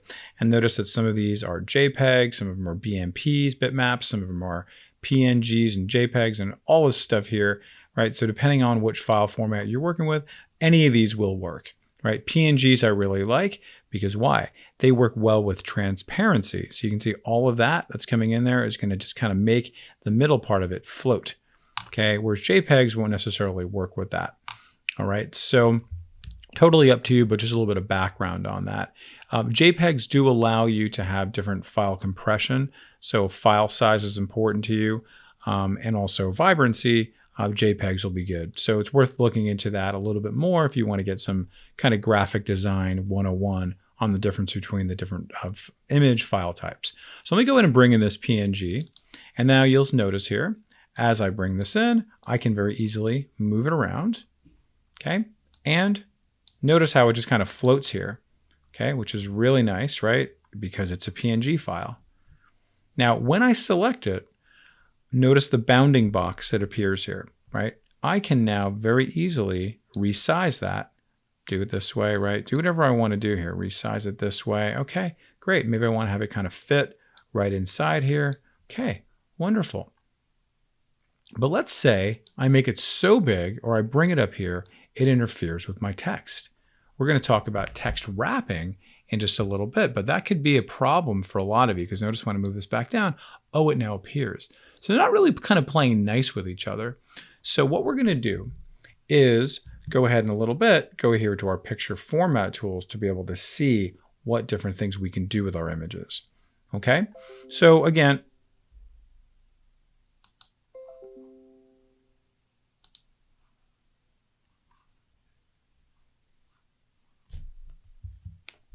okay, but a few other basic things you might want to do with your image is outside of moving it around and resizing it is rotating. Maybe you want to rotate this way. Maybe that is the logo you're looking for, right? Come back over to here, do it that way as well. All right. So let's go ahead and take a look at another image that we could bring in. I'm going to go ahead and delete this very simply by hitting delete. And you'll notice again that my contextual tab now goes away, right? Because I have no image to work with. But let's go ahead and bring in a different kind of image. Let's go over here to our online pictures. And you're going to see this is going to pop up, powered by Bing. That's great. And you can see here, I can take a look at any number of different things, right? What says summer to me, right? So let's just go ahead and go over here to beach. All right, very nice. A lot of good stuff to work with right there. So let's just click on that, click on insert. And here this comes in. And I have the same type of capabilities here, right? So you'll see here very easily, I can resize this, move it around, and even rotate it if I want to as well. Okay, let's bring that back. Okay, and also note that, see, they're kind of getting in the way of each other. So let's now play around with all the options I have now for this image for me to work with. Okay, so in order to do this kind of better, I'm just going to remove this background. I don't need this little shape. And now I'm just going to have this guy kind of floating here.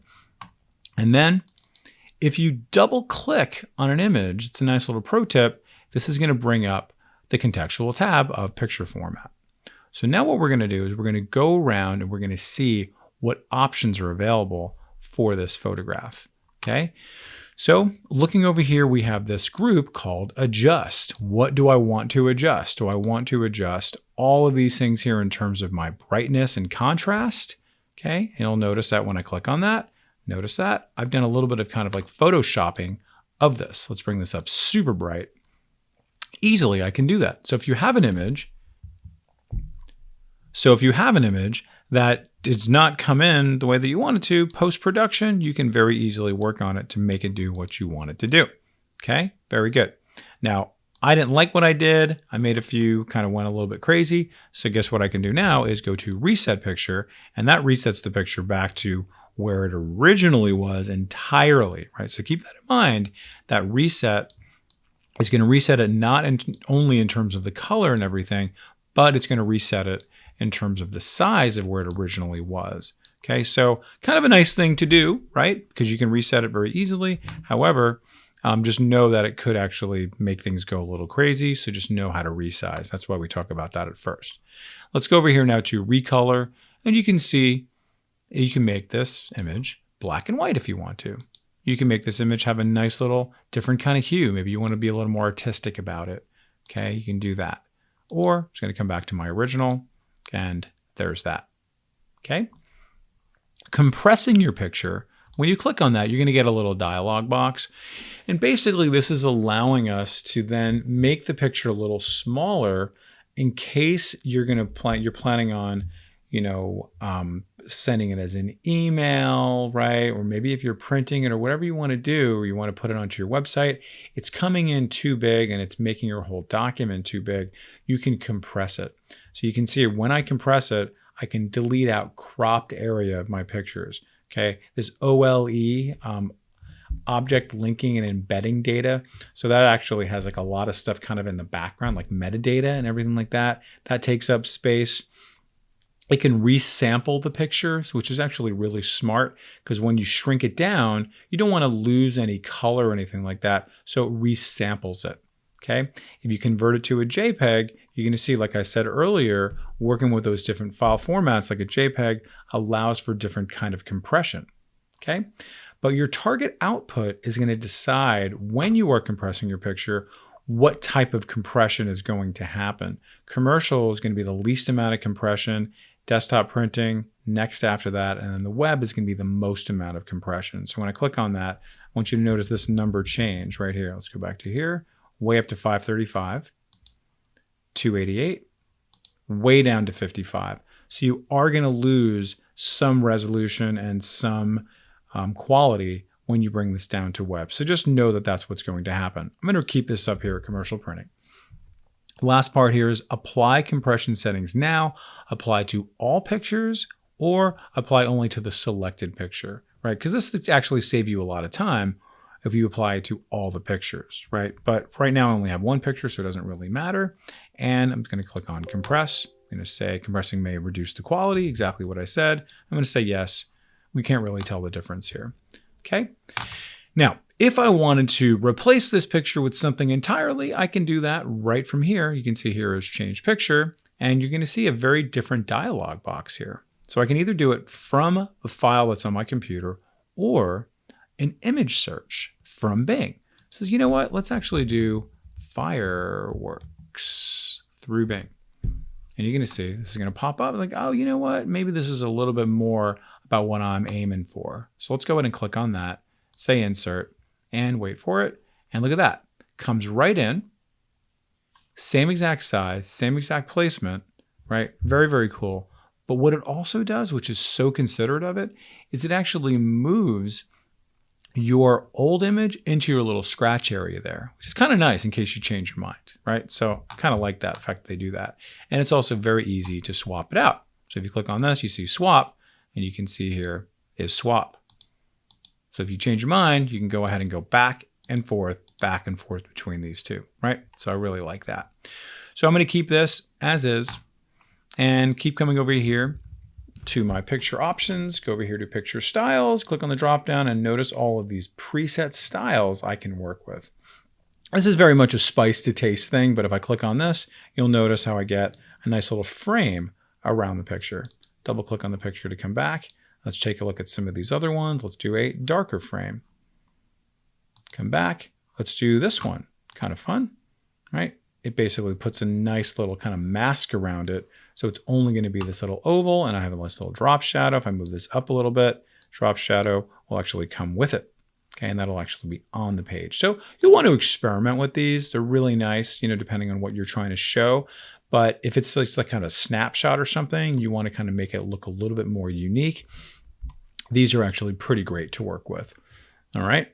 Now, you can also do some more things that are going to be a little bit more kind of manual. All right. So for right now, let's go ahead and just keep this as is. And let's just start with another new document, a new image to work with.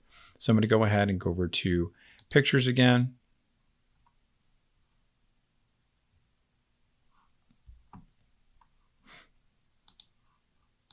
So what I'm going to do this time is I'm going to go over here to insert. I'm going to say online pictures. All right. And then let's just do dogs. All right. And then let's just go ahead and bring, who do we love? This guy's cute. All right. Lucky's first. All right. And there we go. And let's just do a few other things with this one and see what options we have for these additional type of picture styles. So border, you can choose what kind of border you want in terms of color, in terms of weight. Do you want dashes, right? You want a pattern, right? You can do all kinds of different things. So let's go ahead and just choose a color. You can barely see it. Why? Because it's not thick enough. So we go to weight. Let's make that nice and thick. We can see that there. Click on the drop down, and then you'll see here, if you want to go to more lines, you can do that. Okay, so if I click on that, you'll notice how this takes me to a pretty advanced dialog box for me to now really, really customize what I want. And that's the purpose of doing something a little bit more in this kind of more manual way, as opposed to the picture styles, which is a little more automatic. So when I'm here, right, you can see here I have the ability to, you know, change all kinds of different things here. Here's my fill, which we're not working with, but I am working with my line, which is this outside part here. And I can say, well, listen, I want this to be just a little more see-through. So I bring up my transparency a little bit. I want it to be actually really, really thick. Compound type. You can see there's all kinds of different things you can be working with, including border art. If you want to go really crazy with your stuff here, you can see there's all kinds of ways to be creative with it. Okay, let's come back to that. All right, let's just go ahead and check out our dash type. Okay, you can see you can do that. Cap type, you can make it a little more rounded around the corner. Click OK. And now you can see that's done. Let's come back to that again. Go over to here to my borders. Come back over here to my more lines. And this time, let's go over here to, once again, you can see here is the option for border art. Now, you'll see border art not only here, but you'll also see it here. Okay, so in case you can't remember where to go, you can check it out here as well. And I choose that, and you can see, all right, you know what? Let's find something else right? That might be, related to our images. Maybe we have some dog stuff, right? Maybe we just have some more fun stuff or whatever. And believe it or not, once you bring in these images, they're actually not as kind of cheesy as you might think, right? They're actually a little bit kind of cleaner and kind of more elegant than you might kind of imagine them to be, because they do look a little bit kind of dated. But let's just go ahead and let's just use this one, right? Color of the Husky. Click OK. Click OK again. And there you go. Okay. So you really kind of want to experiment with these, but just know that the options are there and they're actually pretty great, right? So it's definitely worth checking out. Let's go now a little bit further into our picture effects. And you can see here a lot of the stuff that we just saw inside of our picture styles presets are now also here. So you can put on a shadow, right? So let's just go ahead and bring in a shadow. Okay, really subtle, kind of hard to see, but the shadow in fact is there. Let's go and do that again. Let's go ahead and do perspective. Okay, there we go. That's going to be a little more obvious to see. Okay, we can see that. It's great. All right, and then let's just do a couple more. You can see there's also inner shadow, right? And guess what? Come way down to the bottom, you have the shadow options. And then this is going to allow you to really, really control how this looks. Okay, so let's just go ahead and bring this way down. Transparency, click OK, and you can see I can barely see it now. Let's do that again. Shadow options. Let's bring that way back up again. Let's increase the size. Let's increase the blur, angle. I don't know if I'll be able to really do too much with that one. Okay, because it's a very particular type. All right, and then see if I can do anything with the distance. You'll see, okay, very, very different. Okay, but what's so cool about this is that you have Photoshop-like tools available to you. Okay, so just keep that in mind. So maybe this is the look you're looking for, and you can very easily create that. Okay, so again, let's come back to this now. I'm going to say no shadow. Come back to it one more time. This time, let's go over here to glow. All right, and glow is pretty self-explanatory, I think. So let's just go ahead and choose one little glow right there. If you don't like that glow, you can go ahead and click on Picture Effects again, go to glow, and guess what? Glow options. And then very similar, what we saw a minute ago with our shadow options, we will see it for glow. So guess what? I can choose all kinds of different colors for my glow. And I decided, all right, you know what? I actually want to do kind of like a red glow. Okay, I want to make the size a smidge bigger. Okay, and I'm going to click OK, and you can see, there you have it. Okay, so really easy, really nice to apply kind of different things. Let's go back over to here. Let's do something similar. So I'm going to apply a glow here. So I'm going to go back to my picture format, picture effects. I'm going to go over here to glow. All right, and then I'm going to say more glow colors this time. And then I'm going to choose again. Let's do yellow. Okay, and then come back again, go to glow options this time because I wanted to make it bigger. Okay, and then make it slightly more transparent. So it's going to be sort of like, kind of lost a little bit. So it looks a little bit more kind of glowy. Okay, you can really experiment with these. Okay, let's go a step further with this one, taking a look at our other picture effects. And let's now go over here to soft edges. And let me just go kind of extreme with this. You can see what that does. So with this picture, I'm going to not only make it have a glow edge, but I'm going to remove the glow. Excuse me, I'm going to apply the soft edges, but I'm going to remove the glow so we can see what it looks like now. For some of you, this may be the way you want to go for your portraits. Okay, so you can see how that kind of gives a nice kind of ethereal look to it. Okay, so let's go back over here to more picture effects. I'm going to come to reflection and say no reflection.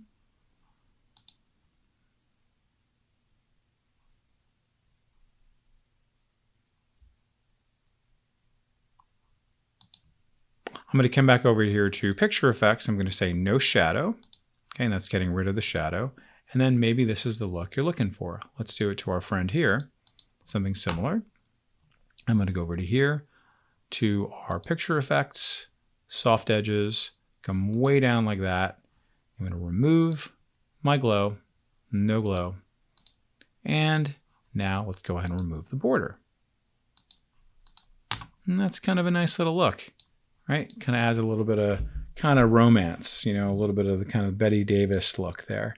Okay, so you have all kinds of options that, you know, this is an amazing program. This is not an Adobe program, but you have a lot of the Adobe kind of skills and now the Adobe types of options available to you.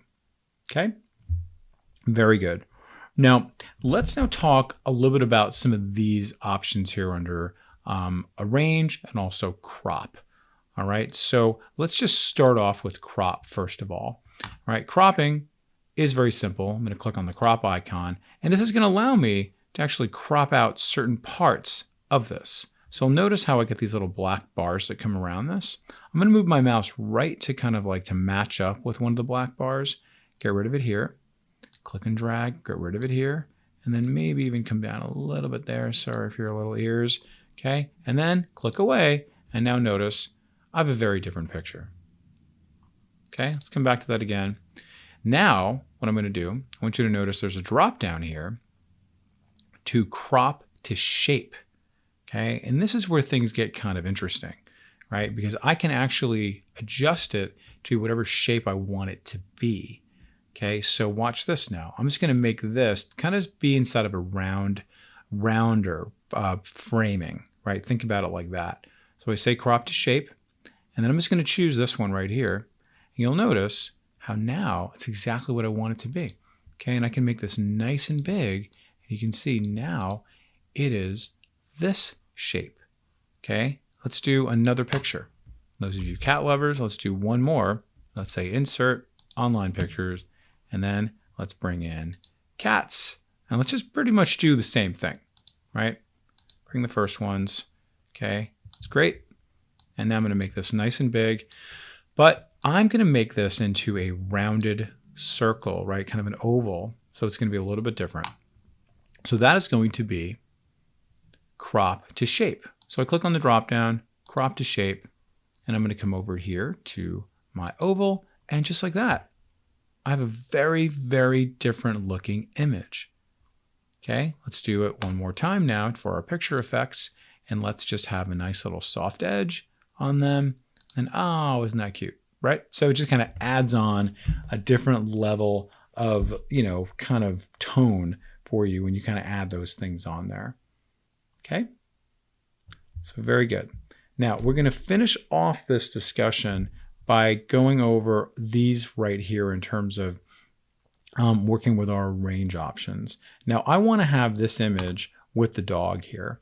So what I'm going to do very simply is I'm going to cut it, right? So I'm going to right click, I'm going to say cut, and then I'm going to come over to here, and then I'm just going to do Control V, V as in Victor, to paste. And now you can see how these guys are kind of on top of each other now. Okay, very good. You can see that. But now I actually don't want the dog to be underneath the cats. I want the cats to be underneath the dog. Okay, so that is what we do, what we call arrange. Okay, so you can see here under the Arrange tab, your Arrange group, you're going to see I have Bring Forward, a drop-down menu, and also Bring to Front, and I also have Send Backwards and Send to Back. What is the difference between all four of those? The difference between Bring Forward and Bring to Front. Bring Forward just kind of brings it up kind of one notch in the layer at a time, where Bring to Front brings it all the way to the front, okay, of all of your layers. In this case, it doesn't really matter, mostly because we only have one image, right, to compete with, right? So it's not going to really matter in this case, right? But I'm just going to go ahead and bring the dog now to the front, right? So I'm going to say Bring to Front, and you can see there you have it. Okay, now the dog is in front. All right, and it's super easy to do that. Also note that you could right click on these too, right? And when you right click, you should see a lot of options here as well, right? Including change picture, send picture, save picture. You got all kinds of different options you can do. Okay, unfortunately, Bring to Front is not available here, right? But it might in future versions, okay? Okay, now let's talk about the last component here, which is going to be text wrapping. right? Now earlier I showed you this image here and how you can actually, move this image in here, and that kind of interferes with the text, and the text interferes with the image. Now, most of the time when you're dealing with this, you're going to be dealing with like a whole bunch of text. Okay, so we're going to start talking about, kind of big swaths of text in a little bit. But what I'm going to do is I'm just going to go and borrow some kind of that fake Latin text that I have in this document so we can kind of see some text coming in. I'm just going to copy this. And then I'm going to come over here into this text box that I have available to me. And then just so we have something to work with, let's go ahead and make this nice and big. All right, now let's bring in our image of this cute little puppy into here, and let's just see how they kind of play with each other. This is known as text wrapping. Do you see how this is wrapping right around the text, right? Wherever I put the image, the text just kind of moves out of the way. Okay, so what's going on here? If I click on wrap text, I want you to notice this is set to square. If I say none, notice, okay, they're kind of seeing each other, but is this moving? Not really, but maybe that's kind of a cool effect, but I can't see my text, right? So let's just see some other options here. Tight. Notice what this is doing is it's kind of conforming more or less to the shape of the image. You see that? Because my image was kind of round, it's kind of doing this really cool effect to kind of make it kind of conform to the shape of the image. Okay, let's try another one. Top and bottom, what's that do? Oh, does exactly what I think it's going to do. It just basically kind of like hurdles over the image to basically give me the type of effect that I want to work with the image properly. Okay, through kind of goes right through it just like that, and that's kind of nice. It's very similar to what I saw a second ago with my tight, okay, but actually a lot closer. Okay, and then inline with text, probably the one you're going to choose the least, right? Because it basically treats it like a word, right? It's literally in line with the text. Okay, so let's go ahead and just bring this back, and then you're going to want to choose whichever one is going to work for you. The edit the wrap points is maybe a little bit more advanced, but if you do really want to have some control over how the text is going to come in, these are your individual wrap points, and you can actually bring these in, right? And then that might affect how the text is going to come in. So let's just find some words here. Just see that, how it's actually being affected by this. Okay, so take it or leave it, but it does give you, a little bit more kind of nuance and control over your text wrapping functionality. All right, so very cute. Enjoy this. This is a very long video, all things working with images. Okay, so there's really a lot you can do with images. So pause the video, practice up, have fun with it, bring in your own images, check out some of those online images, but you'll see there's really a lot you can do in terms of enhancement and creativity. All right, we'll see you in the next video, and practice up and have fun. And welcome back, everybody. So we are going to switch gears a little bit. We have spent a good deal of this class discussing images, discussing master pages, discussing design, and all of our other styles and everything like that around the graphics. But a big chunk of what you're going to do is around text. So we're going to talk about just some basic text formatting, but we're going to very quickly get in a little bit more, sophisticated with the different things that you can do within your text bodies, right? So we're going to talk about different kind of line spacing. We're going to talk about drop caps, obviously different colors. We're going to get into bullets. All right, we're going to go all kinds of different directions within text.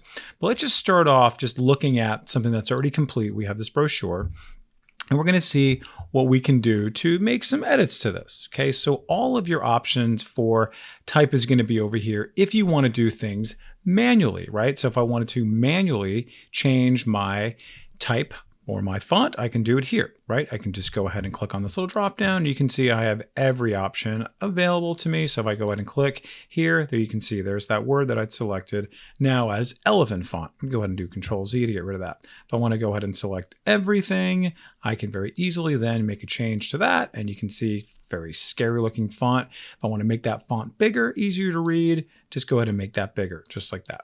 Okay, so I'm going to go and undo, bring it back to where I was before. Great. All right. So just keep in mind, just if you want to select it, right, that's how you affect it, right? That's pretty much the basics of this, right? Now, you'll also notice that I have some other options here like bolding, right? You can see this is bolded, this is bolded. Notice how the B gets highlighted, right? And, some of these things you probably experienced already in other programs, so I don't want to take anything for granted. Now, there are some other things that you may not have experienced, right? You can see like the different types of casing, normal, small caps, or all caps. So let me just go ahead and put the word summer. I'm going to double click on that in all caps. You can see now it's going to become all caps. Maybe that's what you're trying to do. Let me go and undo that.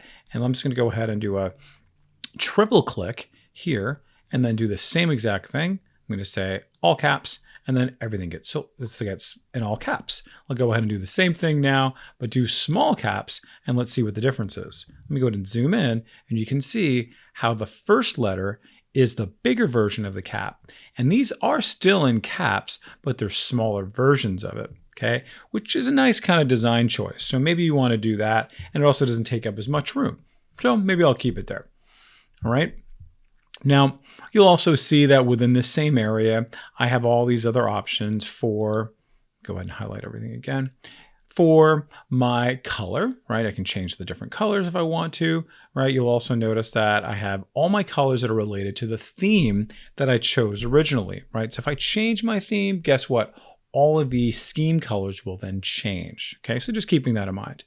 Now with colors, you have a lot to choose from. We haven't really gone too deep into colors, so let's just now use this as an opportunity. You can see here I can choose more colors, and you can see I have all kinds of colors I can choose from here. I can go over here to custom, and guess what? I have every color I can imagine, and I can come over here and just choose my RGB value and also my hexadecimal value. So your design team may be able to tell you a little bit better about what these numbers are going to be. Okay, so your design person is going to go and say, listen, we're only doing RGB of a 4397.6, right? Like, oh, okay, cool, that's easy. And you just plug in the numbers and then it'll change, right? So bam. Okay, and I can't remember what I said, and then cool, now I got this nice little 100 green there. Cool, all right? Or you're gonna put in a hexadecimal value, and it's gonna go in that way. Also notice that you may have some other options here like CMYK, and you can put those numbers in too. So just a little bit of background, right? RGB is better for the web. CMYK is gonna be better for when you are printing. Okay, so you're going to want to know kind of which values and which kind of color models to choose from when you are in fact choosing these colors. Okay, so I'm going to go ahead and just say okay, and now you can see now I've got this nice green color. Okay, so again, if you don't see what you like, now if you click on the drop down again, you're going to see that I also have these other options here, right? Sample font color. So let's say, for example, I wanted to kind of make my font the same color as this girl's shirt. I can very easily do that because now my mouse turns in this little eyedropper. I click on that, click away, and now notice it's pink. All right, so you can basically highlight anything you wanted to within the actual document to be able to then kind of pick up on that color if you like. All right, so again, I'm going to undo, just Control Z and then Control Z, and that comes right back. All right, loving this. All right. And then we have some other things as well in terms of our, let's just go ahead and take a look at some more of line spacing, right? Or excuse me, our character spacing. Okay, so let's just go ahead and bring this in here. And you can see here, I'm gonna go ahead and say very tight, and you'll notice what that's doing. In other programs, you'll see this being called tracking. Okay, tracking. So let's go ahead and just make this normal. Let's go ahead and make it very loose, okay? Look at that. See, what's happening is that the space between all the letters gets a little bit further out. Okay, so you can basically choose whatever one you want here, but what's really nice is that you can just go over here to more spacing and you can go out in different ways, more specifically if you like to, right? So I'm just gonna go ahead and just do that. I get a nice little preview of it and then cool, I'm good to go. All right, so this is kind of a spice to taste thing. You kind of choose what you like, but I'm gonna make mine maybe go to 90. Have it maybe look a little more interesting. Maybe I'll go one more time so it fits in the box. Try that again. And cool. I like that, right? So it looks a little bit different than any other text. So this little area really kind of packs a punch, a lot more than you might realize. All right. And now finally, I'm just going to go ahead and highlight this. I'll just come back to here again. Okay. What this one does is it just clears out the formatting. So if you decide, listen, I don't want the formatting at all, I want to start from scratch. See, it's like a little A with an eraser on it, right? That just says, hey, listen, this is going to be just like the default style. So it just pares it down to nothing. All right, so it's a really, really good one to know about in general, not just in Publisher, but in other programs as well. So you say, listen, I don't want what you've given me. Bam, let's get rid of it. Okay, I'm going to go ahead and undo that because I do like it. All right. And then you've got your options here for your alignment, and also you got your options for bullets, and you've got your options for indenting and spacing and all that good stuff here. Okay, so what I'm going to do is I'm going to go ahead and pause the video for right now, allow you to practice at least some of these basics, and we'll come back in the next lesson. See you in a bit.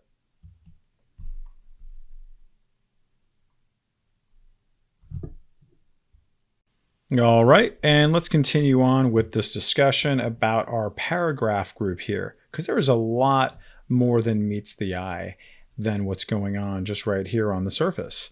So let's check out and see what is happening here. So some things you might be familiar with is alignment. So let's say, for example, I wanted this to be left aligned rather than being centered in this text box. So you'll notice here, I'm inside my paragraph group, and I am now center aligned. If I click on this, I am now left aligned. I click on that, I'm right aligned. I click back here, I'm center aligned. Pretty straightforward, right? Nothing too fancy there. Okay. Now you'll also notice to the right of this, I have what's known as my line spacing. And this also gives you a lot of really great control. I want you to notice the line spacing here, right? The space between the lines and the line spacing here. In other capacities, you might hear this be called leading. Okay, so line spacing and lettering are going to be the same thing. Now let me go ahead and maybe add on a little bit more space between these. So what I'm going to do is I'm going to go over to here and let's just go ahead and say 1.5. Oh, look what that does. Come over to here, bring that back down to 1. Oh, look what that does. Click on it again. Guess what? I can go even further and be more specific about these things if I want to as well, right? Including space before the paragraph even begins, the space after the paragraph, okay? Space between the lines, right? You see, here we are again, right? And I can kind of very, very specific about these things. So I'm going to do like 1.25 this time. I click OK. So it's like somewhere in the middle there, okay? So really nice, really great things that you can do within here. Again, about control about how you want to present all your content.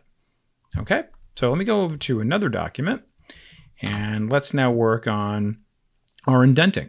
So I'm going to go ahead and highlight all this content. I'm going to go over here to my paragraph group, and you'll notice here I have these two icons here, decrease indent position and increase indent position. I click on that and you'll notice what happens.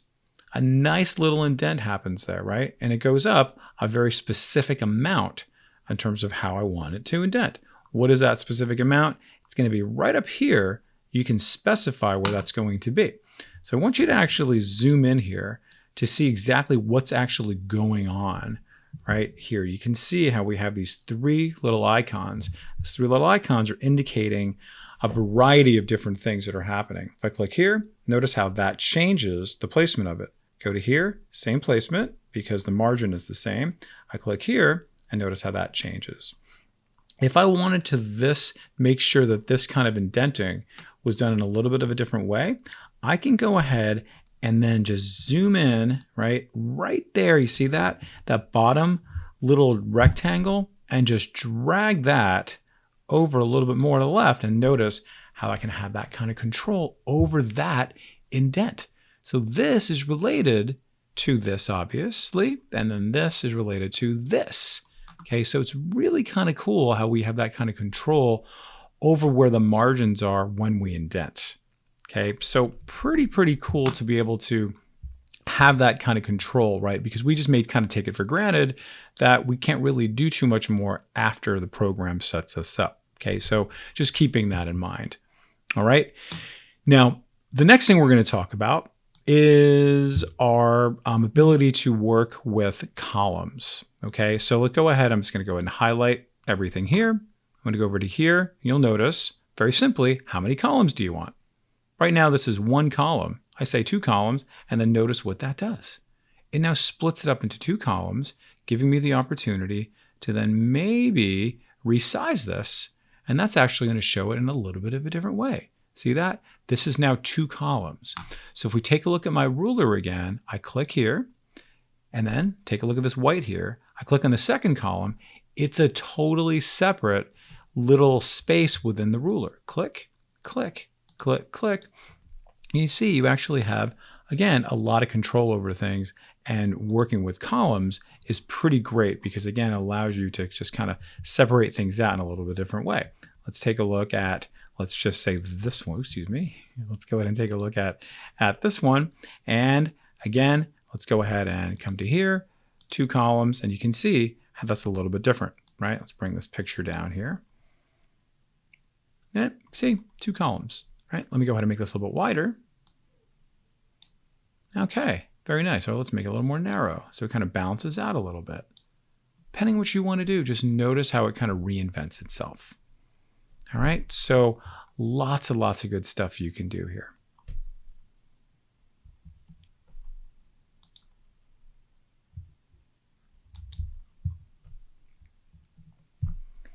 All right. Now, one thing I like to have people do within this paragraph group here is to turn this little icon on here, because this allows us to kind of see what's going on the screen here. Like what's going on, kind of giving you a little bit of x-ray vision, what's going on behind the scenes. So if I turn this off again, you'll see these little backwards P's show up. What is the backwards P? Basically tells me that there is a hard paragraph happening there. What are these little dots everywhere? Those are little spaces.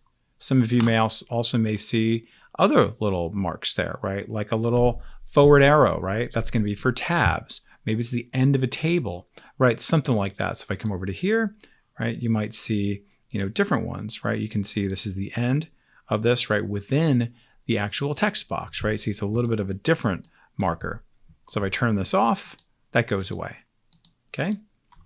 Let's go ahead and zoom into this one. You can see something very similar, right? Within a table, tells me it's the end of that cell within the table. We're going to talk about tables in a little bit, but just a good rule of thumb to work with when you are working with your content.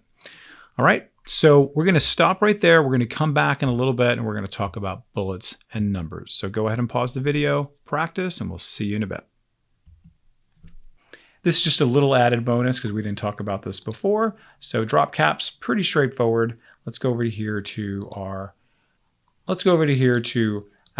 text box, and you're going to see here, just like how we saw our word styles here, we now, for our text box, not a table, we're going to see drop cap.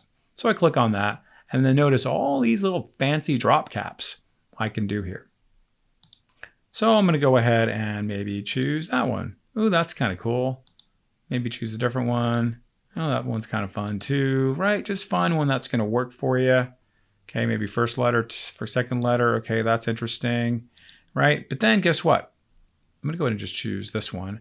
Then if I click on the drop down, go to custom drop cap, notice I can then choose a number of different things that I want in case it's not coming to the way that I'd like to. Okay, so you can see here, dropped. What does that mean? I have no idea.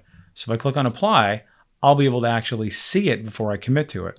Up, no idea what that means. Apply, oh, okay. What about this one? Apply.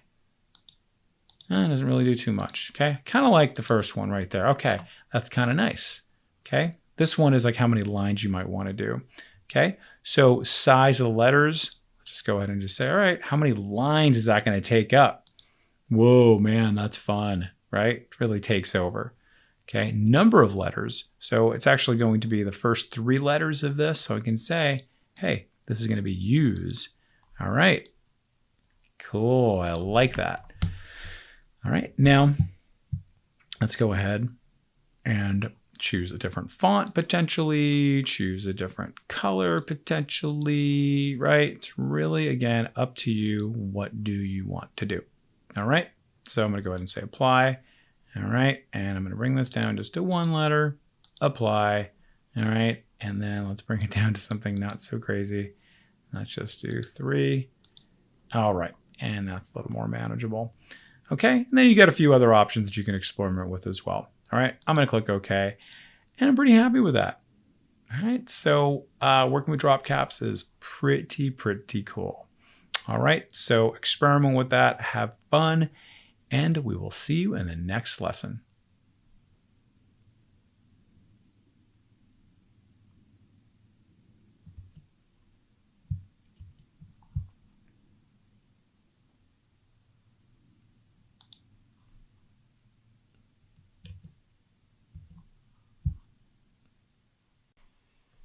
All right, so we're going to continue this conversation from the paragraph group discussing bullets and numbering. All right, so let's just say, for example, I wanted to do some bullets and numbering here. You're going to see how I have within my paragraph group, I have my bullets and I have my numbering. You'll also notice how I have little drop-down menus for different types of bullets and different types of numbering. Okay, so if you've done this in Word before, you're pretty much going to hit the ground running here. So let's just go ahead and just say, listen, these are going to be 3 things that are going to be part of this list. So I'm going to go over to here and just say, bam, what kind of bullets do I want? Great, that's done. Okay, let's try a different one. Okay, let's maybe do a little diamond, and you'll see, if you can't see already, okay, bam, there that is. Okay, if I want to change that to numbers, click on that, 1, 2, 3, and there you go. You see some numbers. All right, let's go ahead and switch this back to, let's just do maybe bigger bullets. Okay, click on the drop down, and now you're going to notice, like I've been telling you all throughout, there are other options available. So when you click on that, I want you to see here how I have these bullet character options, and from here, I can actually increase the size of the bullets if I wanted to.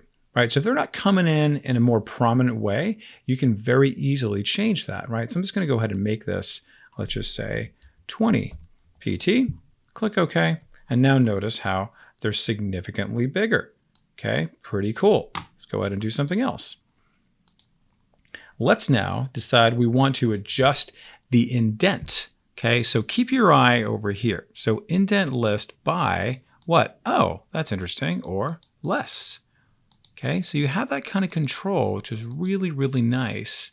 Okay, so I'm actually going to go up a little bit more like that. All right, and I'm going to go ahead and click OK. And I'll notice what happens, right? This actually moves over while this remains the same. Now, one thing that Publisher does not show for me when I do this little drop down and come to this dialog box is the ability to actually move the bullet itself. And that's where we're going to start using these little guys up here, right? Because earlier I showed you how there were 3 little icons here, and that was just only having to do with indenting a whole paragraph. But guess what? These 3 individual shapes, this little pentagon here, that little pentagon there, and that little rectangle, they all have different kind of powers, all right? And I want you to notice, look at the alignment, right? When I click on that, notice exactly what that is. Right? So it's not a coincidence that it starts right there. Look at this one. See that? It starts right where the bullet starts. That'll give you a hint of, guess what? How I could also now move the bullet over if I wanted to. Okay, let's move on the center one here. Move that over a tiny bit, and see that? Now the words move over. Okay, if I wanted to move the whole thing, that is going to be that little guy right there, the little rectangle. So I'm just going to very carefully not touch any other shape. So I can go this way. I can go that way. Okay, so you really have all the control there. Let's make this a little wider. Great, now this is not having any orphans. Okay, so pretty cool to be able to work with this in that way, in that kind of more specific way. And the same thing is going to be for the numbers, right? So I'm going to go and go to here and see, notice how it maintains all of the different indents and spacing and everything like that. I click on the drop down, go over to here, my bullets and numbering, and you can see I have all the same options here, okay? But instead of saying, hey, what kind of bullets do you want? This is saying, hey, what type of numbering style do you want? If I know I just want to do A, B, C, I can very easily do that, okay? So you can see, all right, maybe some different ones, right? Maybe you want to do 0, 1, 0, 2, just like that. You can see the preview there. I'm going to bring that back to our original defaults. And you'll also notice I have the ability to do maybe a different type of separator. Okay, let's go ahead and try that one. And then, oh, you know what? I actually kind of like that better. I click OK. And now you'll be able to see how I have that all set up. All right. Now let's bring this back to bullets. Right? And I'm just going to go ahead and just do that bullet once again.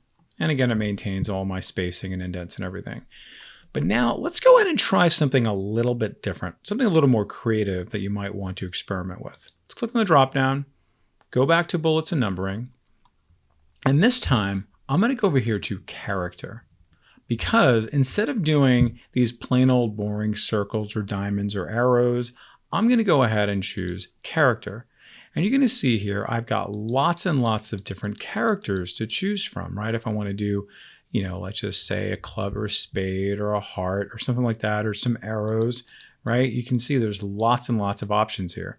Not that many, but there are some options. But guess what? If I want to see all the best options, I can go in so many different places, like for example, wingdings and webdings, right? So let's scroll all the way down to the W's and wait for it. Okay, let's go to webdings. And look at that. Any of these could actually become a bullet if I wanted to. See that? They've got all kinds of different options here, right? So you can see, right, we're going to do like a little school thing. Maybe you want to do, a bus, right? Maybe you're doing something for golf camp, right? Something like that. You're doing something for a bank. You see they've got so many cool things that you can do here. Okay, so I don't want to get too crazy with it. So let me just do like a triangle. We'll do something a little different. Click OK. There, that's going to be there. I click OK, and then we'll be able to see, wow, there it is, right? It's something a little different, okay, but not too outrageous. But any other one you want to do, you can absolutely do. Okay, so we were just at the webdings, but you can also experiment with, wait for it, wingdings, wingdings 2 and wingdings 3. And you'll see that there's a lot of really, really nice, tasteful options to check out, right? Some are a little bit more kind of graphic-y, some are a little more abstract, right? So totally up to you how you want to do this, right? So let me just try another one. Maybe let's do a star. It's kind of nice. Click OK. That's great. Click OK. Now I've got a star, but I don't think that's big enough. So let's go back over to here. How do I do that? Let's go ahead and just blast that up. Let's go to 25. Click OK. That is fun. That's powerful. I love that, but I'll love it even more if there's a little more spacing. So I'm going to go over to here, move that over a little scooch, right? Move this over a tiny bit.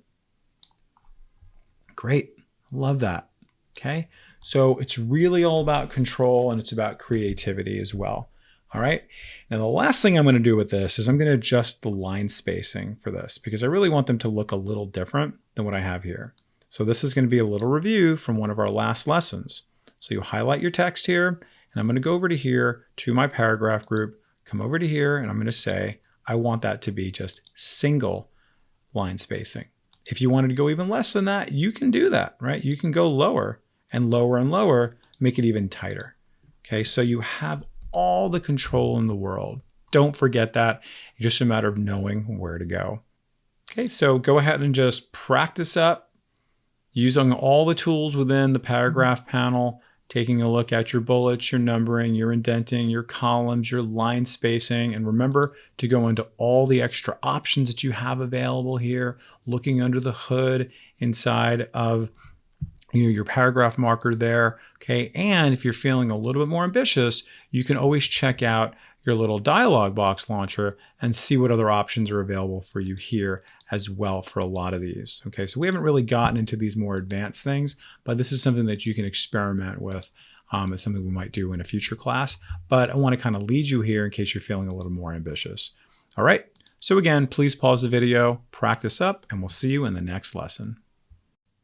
Let's now discuss styles. In earlier lessons, we have kind of briefly touched on styles, and we've talked about how styles are derived from our initial design elements, talking about all the things with our fonts and our colors and all that stuff.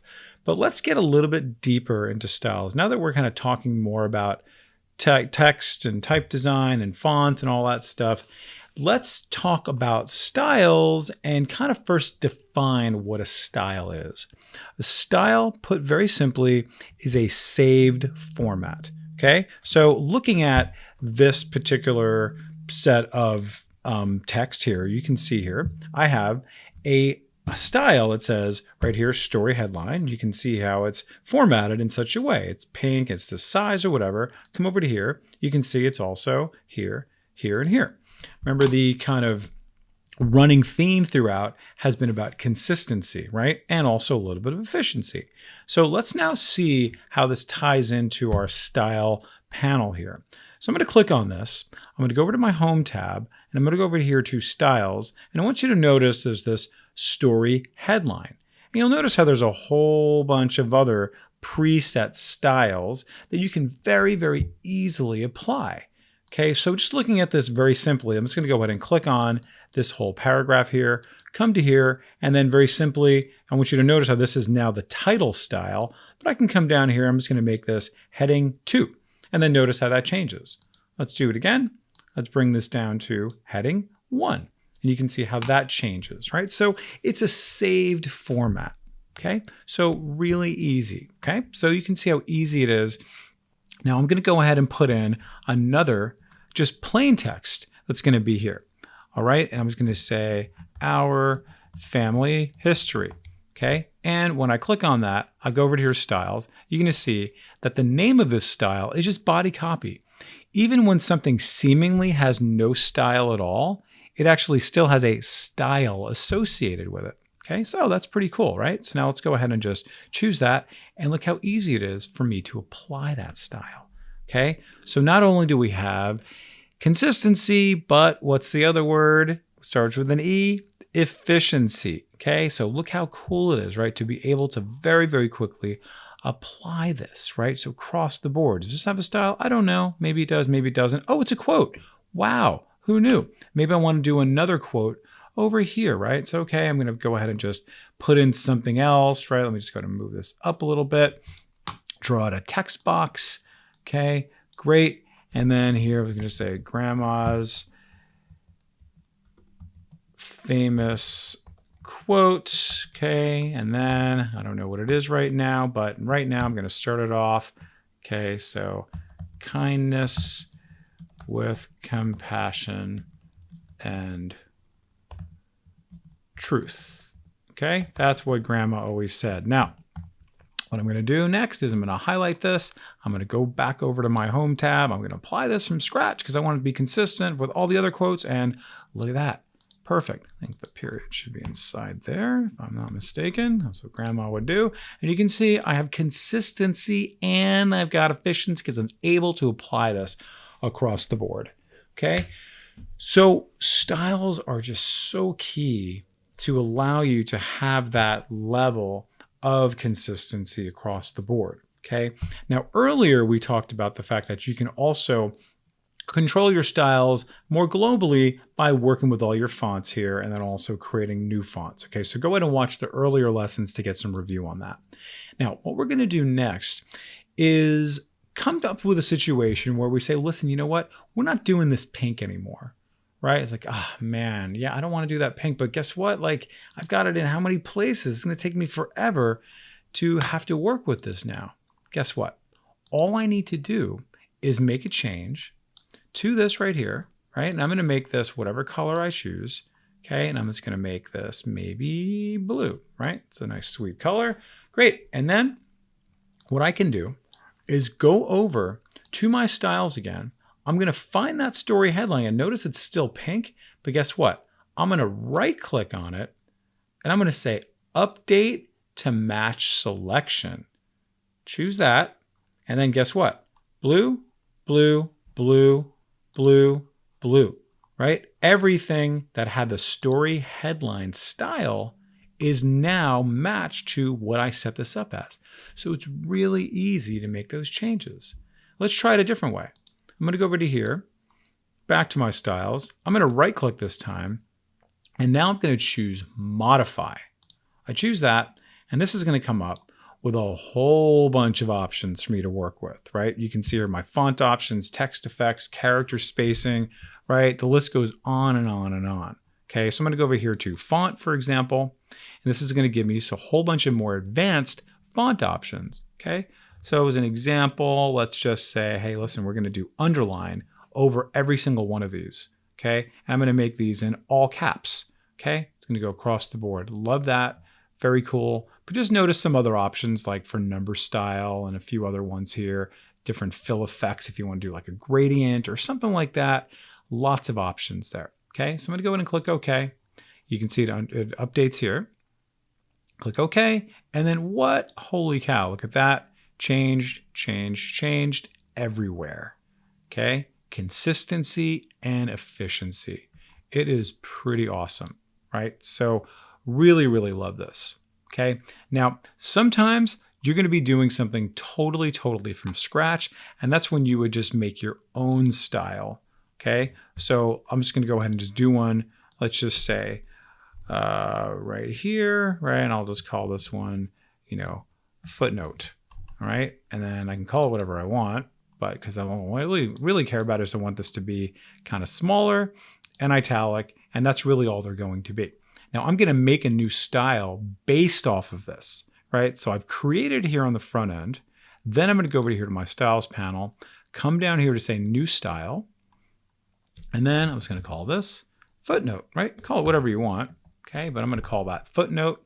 That's great. You can see there it's giving me a nice little overview of what is in this, right? In terms of my size and the variation on there, line spacing. Of course, you can change all those things if you want right here. Totally up to you. Okay, and then I click OK. Notice it says footnote. Okay, there that is. That's great. And then let's do another one right here. Okay, footnote. And guess what? It is not the right size that I want. So I go over here to styles and you can see we're going to need to find footnote somewhere in here. Let's go alphabetically. There it is. And wonderful. Okay.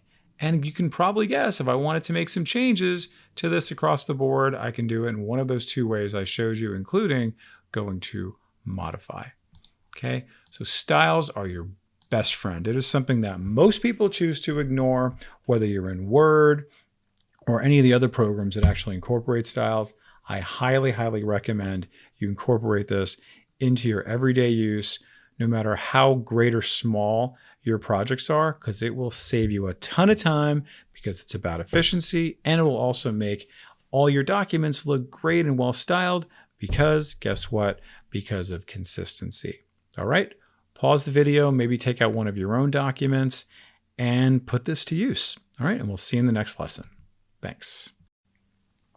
In this lesson, we're going to talk about how to put a background on all your pages. Super easy to do. So all we're going to do now is go over to our page design tab, and we're going to look over here on the far right, and you're going to see I choose background, and you're going to see I have all kinds of different colors I can choose. And of course, I have more background colors I can choose. So let's just go ahead and maybe choose this light green color. And you can see, bam, there it is. And it now adds to this page. Let's do it again. Go to background. Let's go to more background. And you can see here, I have different options. I can say no fill, solid color fill, gradient. Notice what that does. Gradient, by definition, is going to be one color that sort of flows or evolves into another color, which goes into another color. So you can see what a gradient is going to allow us to do is then say, listen, this is going to go from a light pink, and you can see how it's getting darker and darker to match this color, a little bit darker, and then going a little bit lighter. Okay, so let's go ahead and see what that looks like. And you can see it now accomplishes that goal, right? Let's go ahead and do that one more time with a gradient, or we can actually customize it. I don't necessarily want pink. Maybe I'm going to do kind of a blue color. So I click on that. This is known as a gradient stop. And you can see here, I'm going to go ahead and choose maybe a different color. I'm going to go from like light blue, click on that again, choose my little paint bucket. I'm going to go maybe to a little bit darker blue, come to here. Okay, and then go a little bit more there, and then come a little bit lighter again. Okay, however, I want this kind of spaced out a bit. Okay, so I'm going to go ahead and move this over here, Okay, and then, all right, kind of like that. And you'll also notice that a few other things I could be doing. Notice here you have the different types of gradients. What do you mean by that? Either a linear gradient or a different path, meaning you can kind of control which direction, like this is going into that, right? So you can actually tell it kind of which direction you want it to go in, right? So you'll be able to control that after the fact. Let's go ahead and just say linear. Angle, which angle is my color coming in? So I'm just going to go ahead and just say 90 degrees, kind of a little more straight on, right? And I'm pretty much good to go. And there you have it, going from light blue to darker to way darker. Okay, so kind of nice to be able to create some things like that. All right, so let's go over here to this page. Notice it did not apply. So I can go over to here, go to more backgrounds. So from here, I can say a picture, right? So I can actually have a picture in the background if I wanted to. Okay, so let's just go ahead and take a look at something from here. So let's go into one of my pictures that we have for our class files.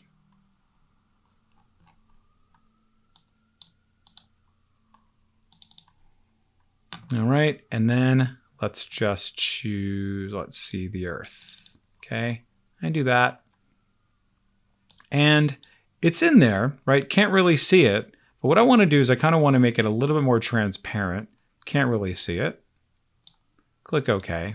And you'll see, okay, it's kind of a nice subtle look there. Not the best image, but maybe you just want to have a picture of grandma or something like that right back there if you wanted to do that. Okay. So really it's nice to be able to have that option if you wanted to. Let's bring this up so it's just like barely visible. Okay. And then you can see you can offset it as well. You know, if you wanted to kind of come in a little bit more or come out a little bit more. Okay. So let's try that. Click OK. And you can see very nice. Okay. So it's a little bit away from the top, doesn't dominate so much, and it's a little bit lighter. Okay. But it's part of the background now, you know, which is really nice. Again, very subtle and very easy to implement. Okay. Let's go back here one more time. And you'll take a look here at some other options, patterns. Some of these patterns can be just maybe a little bit much, right? So it's up to you. You just want to play around with them. Okay, so I'll just do like this nice little kind of polka dot. And then note that you can change the color, like the foreground and the background. So my foreground, I'm just going to make that very light right there. And then let's go back to our favorite color, pink. But again, a light pink. Click OK. And you'll see very subtle. There it is, right? Kind of fun. And good. I like it. Not a bad place to live, right? So that's how you bring in backgrounds. Okay. Really a nice tool, surprisingly easy to implement and surprisingly pleasant to the eyes when done right. Okay. Pause the video, practice that, and we'll see you in the next lesson.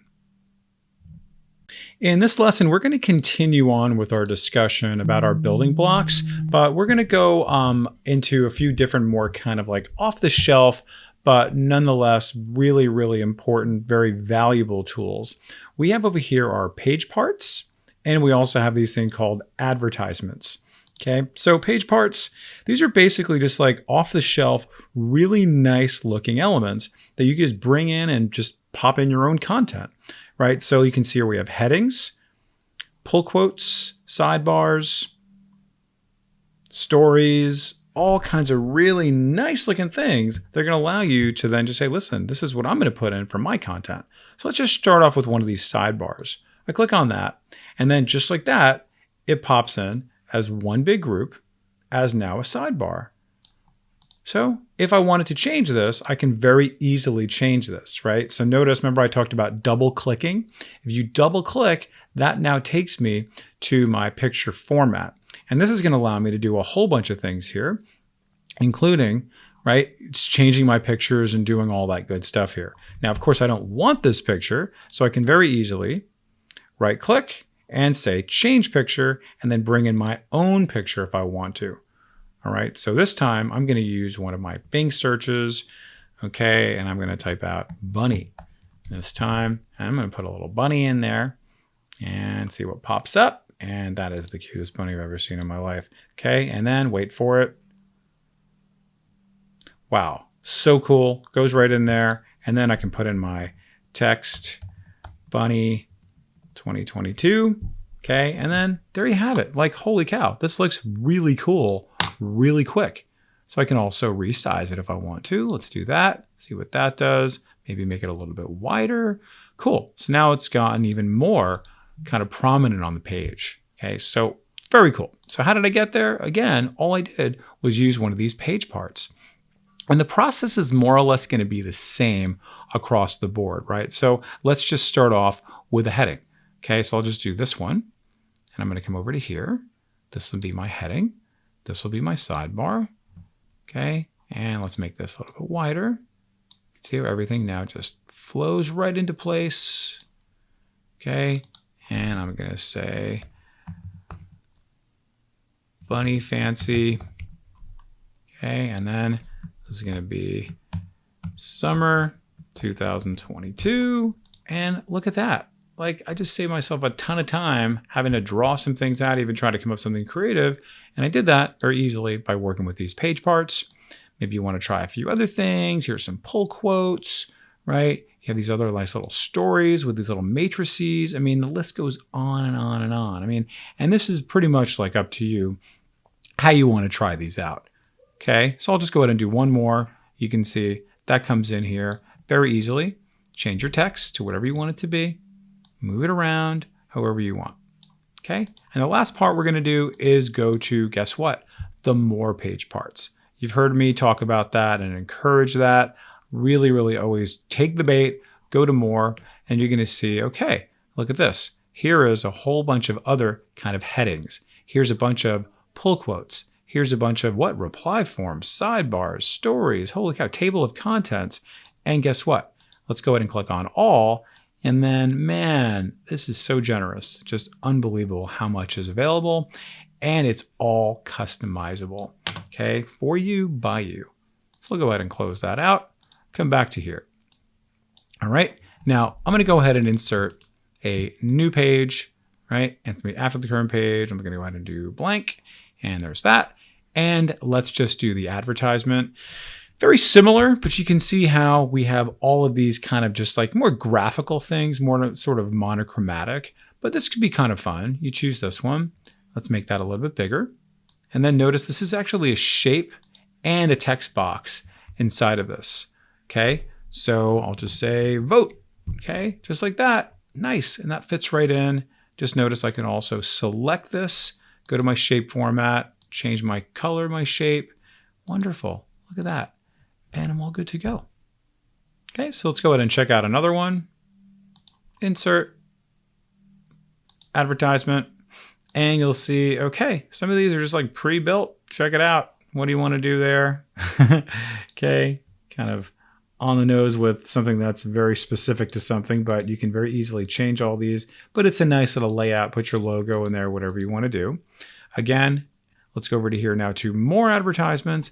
Let's see what's available. And holy cow, so many more things that I do not have to design or create because they're all available for me, right? All done and very easily to execute and customize. All right.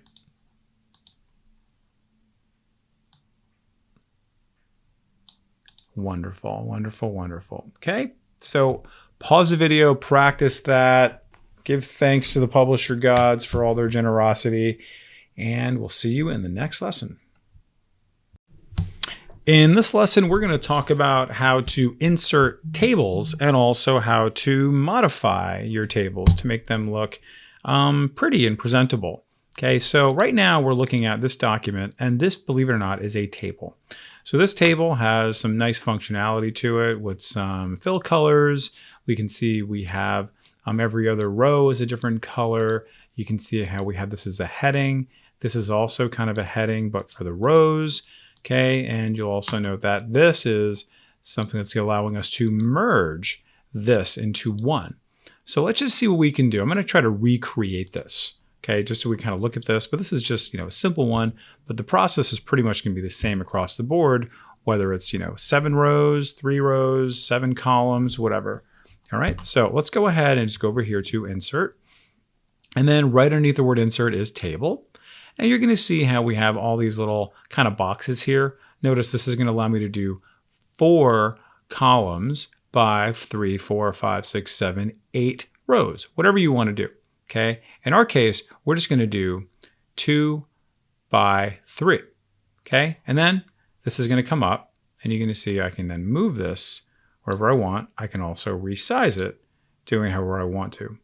Okay. Now, if you don't like that way of actually bringing the table, you can do it this way as well. Insert table, and you can just say insert table, and you can just tell it exactly what you want. So you can say, all right, I want to do 2 rows, and I want to do, that's what I'm going to do, sorry, 3 rows. I'm going to do 2 columns. Okay. And you're going to get pretty much the same thing, and you're going to have the same kind of functionality to be able to resize it however what you like. Okay. So I'm just going to go ahead and delete this. Don't want that, so I'm going to work off of this one. All right, so I'm just going to start filling in some content. Now, the first thing I want you to notice here is that I do have a new contextual tab, and I have another one right here, all having to do with the table. See that? My table design and my layout of my table design. So we're going to be exploring all the different elements within this. First thing I'm going to start off with is my table design, so I can add a little bit of color and some texture to it.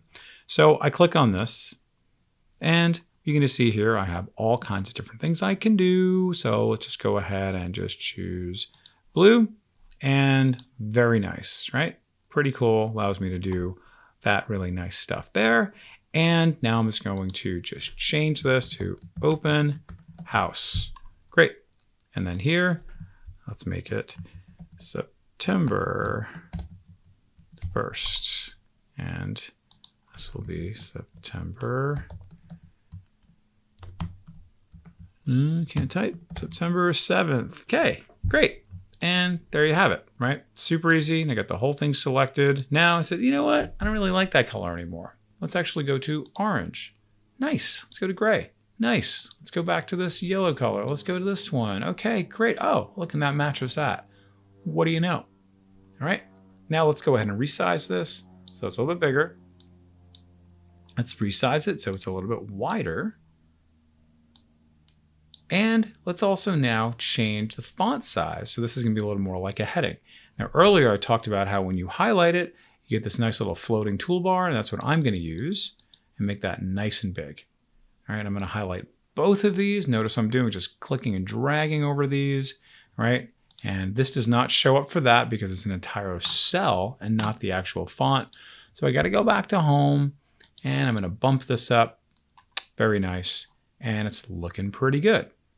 All right. Now, let's go back to our design tab, and you'll see that there's a number of different ways for me to potentially customize this if I want to, right? So you can customize the fill color of something. If you want this to be a little bit of a different fill color, you can do that, right? So it's going to be a little different. So this will be a different fill color if I wanted this whole thing to be yellow, if you wanted to do that, right? So you can actually customize it outside of these preset formats if you want to.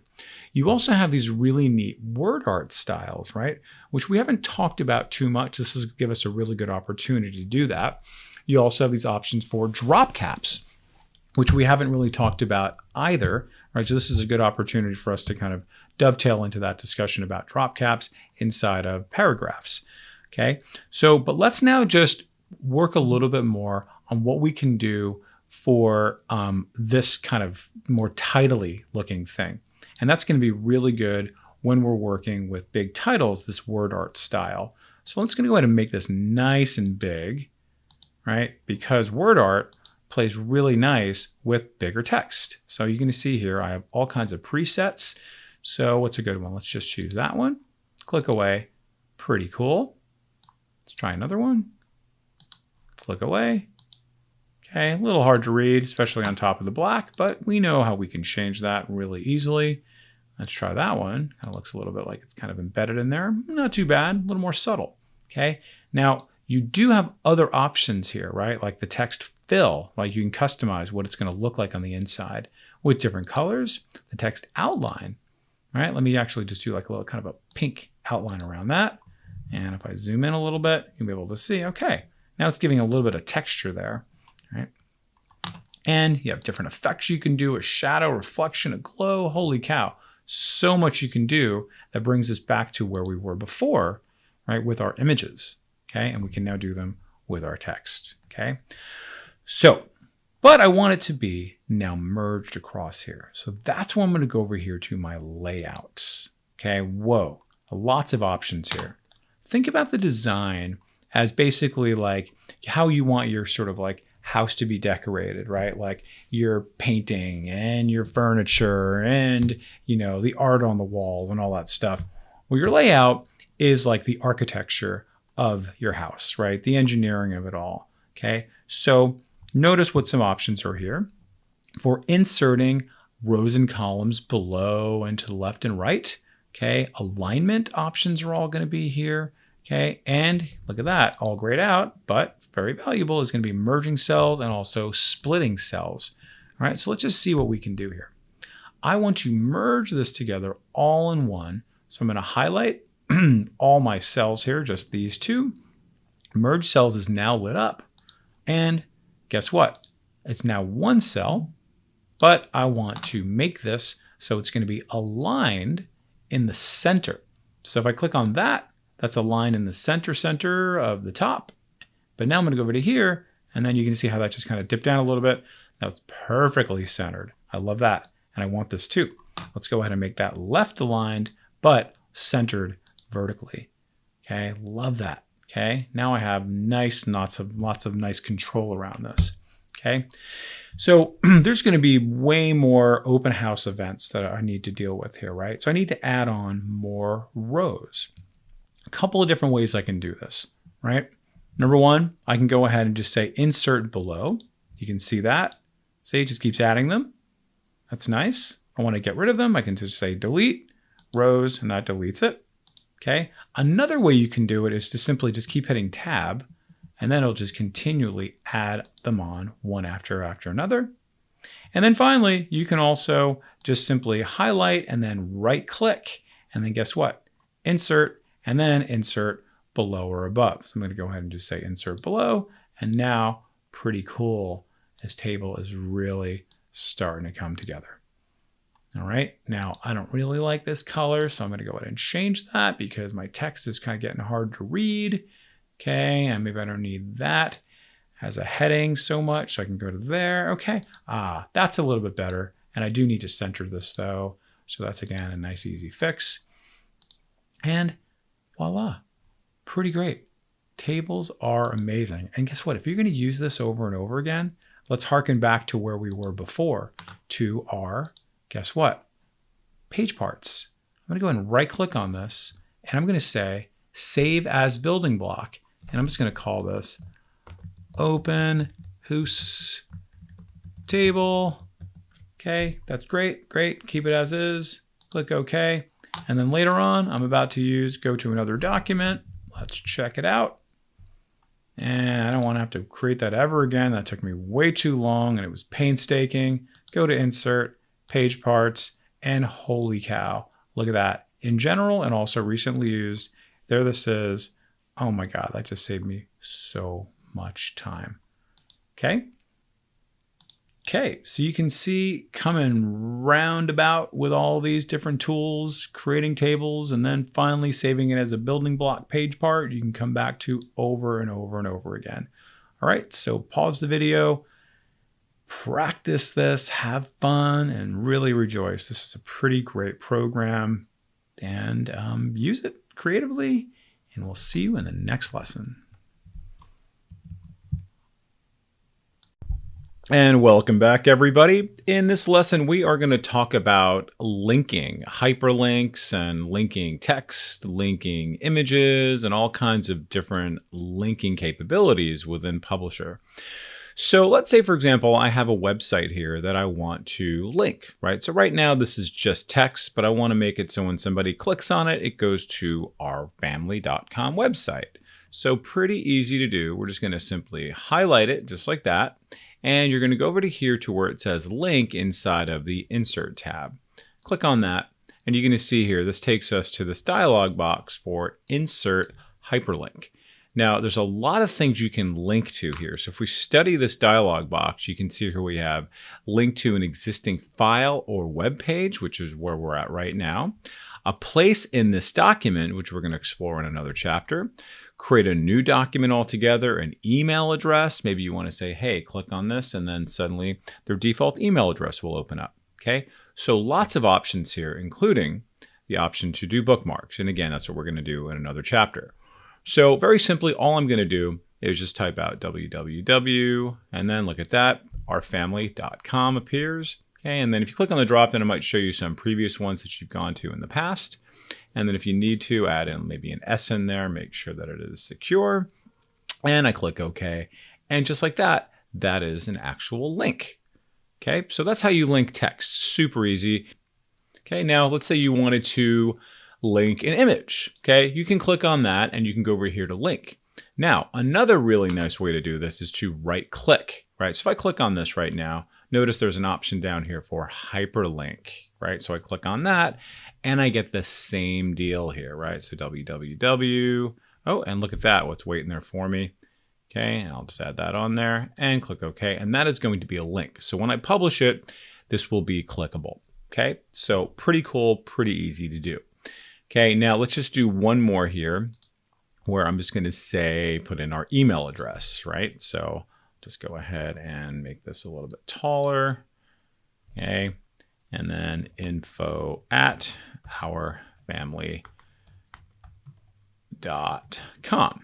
All right, so let's go ahead and just highlight that. Come over here to the Insert tab, go over to here to Link, and then this time I'm going to say email address. Now this is pretty neat because then I can just go ahead and just type that out, info@ourfamily, and I probably could have highlighted that and copied it as well. But I'm just going to go ahead and just say subject, okay, and then I'll just say inquiry from newsletter. Okay, and that'll automatically populate within the subject line. All right, so just notice what's happening here. Instead of the HTTP and the www, it just says mail to : and that automatically populates for me. Okay, and also notice there's no spaces there. All right, I click OK, and then it looks the same as a regular hyperlink, but when somebody clicks on it, the computer is going to know to then launch to your default email program. Okay, so pretty slick. All right, so go ahead and practice that, creating hyperlinks to text, also hyperlinks on images, and then also clicking on something to make it a hyperlink to launch to an email address. All right, pause the video, practice that, and we'll see you in the next lesson. In the last lesson, we talked about how we can create links that will take us to external destinations like websites and also emails. But in this lesson, we're going to talk about how we can link within the document. Okay, so that's going to be bookmarks, but it's also going to be particular pages, right, and a variety of different things. All right, so let's just say, for example, I wanted to just say, hey, listen, you know what? We're going to kind of give people maybe a table of contents here, right? You can see you can go from here to here to here to be able to do that, right? So let me just go ahead and highlight this, and I'm going to say link right here. Now, you'll notice that there is this section here that I talked about in the earlier lesson, place in this document, okay? Now, I want you to notice that it says here, page numbers and names. In an earlier lesson, we talked about naming our pages, right? So you'll notice that 2 of these actually have names, right? And the rest of them do not, right? So there's no coincidence that this actually says cover page. This says section 1. This says da-da-da, all that stuff. And these don't have any names at all, right? So if I were to click on this now, I could actually change the title of this if I wanted to right now. And I could just say this is going to be section 2, right? I click on that and you'll see, great. That says that there for me, right? But earlier we talked about the ability to right click on the thumbnail of the page and also rename the page as well. So go ahead and review that if you want some review on that. All right, but I want this to go directly to that when somebody clicks on it. So I'm gonna go ahead and click OK. Wonderful, that's great. So you pretty much have like a built-in bookmark just by virtue of the fact that the page actually is the page, right? Name, okay? So again, let me just go ahead and right click on this. I'm gonna say, rename, and you can see there is the name, section 1, page 2. Okay, so in case you need some review on that. All right, so now this becomes a link, and it's going to take me to the page itself. Okay, so again, once I publish this, I'll be able to see that. Now, let's say I wanted to go to just a particular part of the page. Notice this says section 2, but I don't necessarily want them to go to like the page. I want them to go to a particular part of the page. That's where bookmarking comes in. Okay, so what I'm going to do is I'm actually going to create the destination, right? I'm actually going to be a little bit more kind of specific about where I want people to go. So I have to tell Publisher where that destination is going to be. I know it's a little bit unusual, but it's basically we're kind of creating an anchor for where it should go when I say, please bookmark this, right? So I'm going to highlight this. Now I'm going to go over to Insert. I'm going to say bookmark, right? Everybody see where it says bookmark here now, all right? When I choose that, it's going to ask me to then just name the bookmark, right? Again, it's just going to be based off of this name that I'm going to create, right? So I'm just going to say section 2, and I'll just say BM for bookmark so I can make the distinction. Click on add, and now you can see there it is, right? That's where it's going to go. So let's come back full circle. I'm going to come over to here this time, and I'm going to say link, and then this time I'm going to say existing file or web page, and then bookmark. Do you see that? I click on that, and guess what? There it is right there, section 2 BM, right? So it's an actual bookmark within this, right? So just notice I can actually have several bookmarks, even just on one page if I wanted to. So it really allows for that kind of complexity and kind of user experience that's going to be a little bit more kind of nuanced, okay? So I'm going to go ahead and click OK. Click OK again, and then notice how there's a little hashtag here, by the way. And then just also notice that if I go to place in document, I can get there as well, by the way, right? So you can go through bookmarks. You can go through place in document if you wanted to as well, okay? And just note that you could also just type it in. If you want to just kind of do the hashtag and type it in, do your own coding, that's fine. You're going to get the same exact result. Pretty cool, okay? And now you're going to see, fantastic. That is now pretty much accomplishing the same thing, but it's going to go directly to that section to where that bookmark is. All right? So that's links, right? Pretty cool, pretty slick. Definitely giving you a little more user experience, outside of just kind of a plain old document, allowing people to click around, click inside, click outside, email, do all that good stuff. All right, so pause the video, practice that, and we'll see you in the next lesson. And here we are, ladies and gentlemen. We are now at the final section where we are going to publish and print our document. So let's go through the steps of what needs to be done. First thing you want to do is click on File and go to Info, believe it or not, because it's a great idea to run this design checker. So if we read this here, it says, use the design checker to find potential problems in your publication before printing, sending an email, or saving with Pack and Go, which we're going to be doing in just a little bit. So what does that look like? Well, let's click on it to find out. I click on that and this little engine runs. You can see on the right hand side I have the little design checker, and it's basically allowing me to see if there's any potential problems in the document here. You can see, oh, wait a second, there are certain things that are not visible. Uh-oh, I need to fix these things. Uh-oh, and maybe the master page, right? There's something going on with that. An object is partially off the page. Huh, well, let me actually check that out and see what's going on here. Okay, text box is empty on master page A. Okay, well, good. I'm glad it told me that, right? Maybe there's something else here. There's something that's not visible that I need to play around with, right? So of course, this is a template. So not something I created, but I know there are certain things that I do know I did create. So let me go ahead and check that out. Go over to here to my master page. I'm going to click on View and choose Scratch Area. Ah, okay, I can see the issue there, right? Okay, so now let me just kind of bring that in a little bit, bring this in a little bit, right? And then let me just see what's happening there. Okay, and then come right to the edge, kind of using my arrow keys to just kind of nudge it, nudge it, nudge it. Okay, excellent. And now there it is. And if I click on this little here, okay, I can go ahead and just say never run this check again. Good. Now it's not going to bother me anymore, right? Even though it's like, all right, it might not be exactly perfect, but it's like, you know what? Don't bother me about this. Okay, and there's a text box in here someplace. right? I need to find where that text box is. There it is. Okay, get rid of that. And now look at that. Now I got a little green check right there, right? So it's like, okay, cool. And then it goes away on its own. So it's incredibly valuable to run this, right? Just to make sure that like, hey, is anything going on here? And it's actually going to do the work for me. Now, if you come way down to the bottom, you see you have this design checker options. You can actually see the kind of things, how you want it to be presented and what checks did you actually want, right? So it's pretty great. You can control all these things to say, hey, listen, you know what? Don't tell me about any of these things. If a picture's missing or whatever, I got it. Don't give me any of this extra stuff here. All right, so okay, cool. This is fine with me, right? Click OK. I'm going to close this out and then get out of the master. And now that I've done that, I can feel confident that everything's going to be hunky-dory, A-OK, right? So let me also go back to here. I'm going to turn off the scratch area so I don't see anything else that may be off the page. Okay, good. Now I'm ready to start doing my publishing, right? My exporting. So if you click over to here, you're going to see we have export. Now, I could very easily just export this as a PDF if you want to, right? You're good to go, right? I click on that, and then it's going to be a PDF. Okay, so I'm just going to say newsletter, right? 2022. Great, that's going to be there. And I click publish, and that's done. Okay, and that's pretty much all you got to worry about. But let me just go ahead and step further with this. I'm going to go back to export.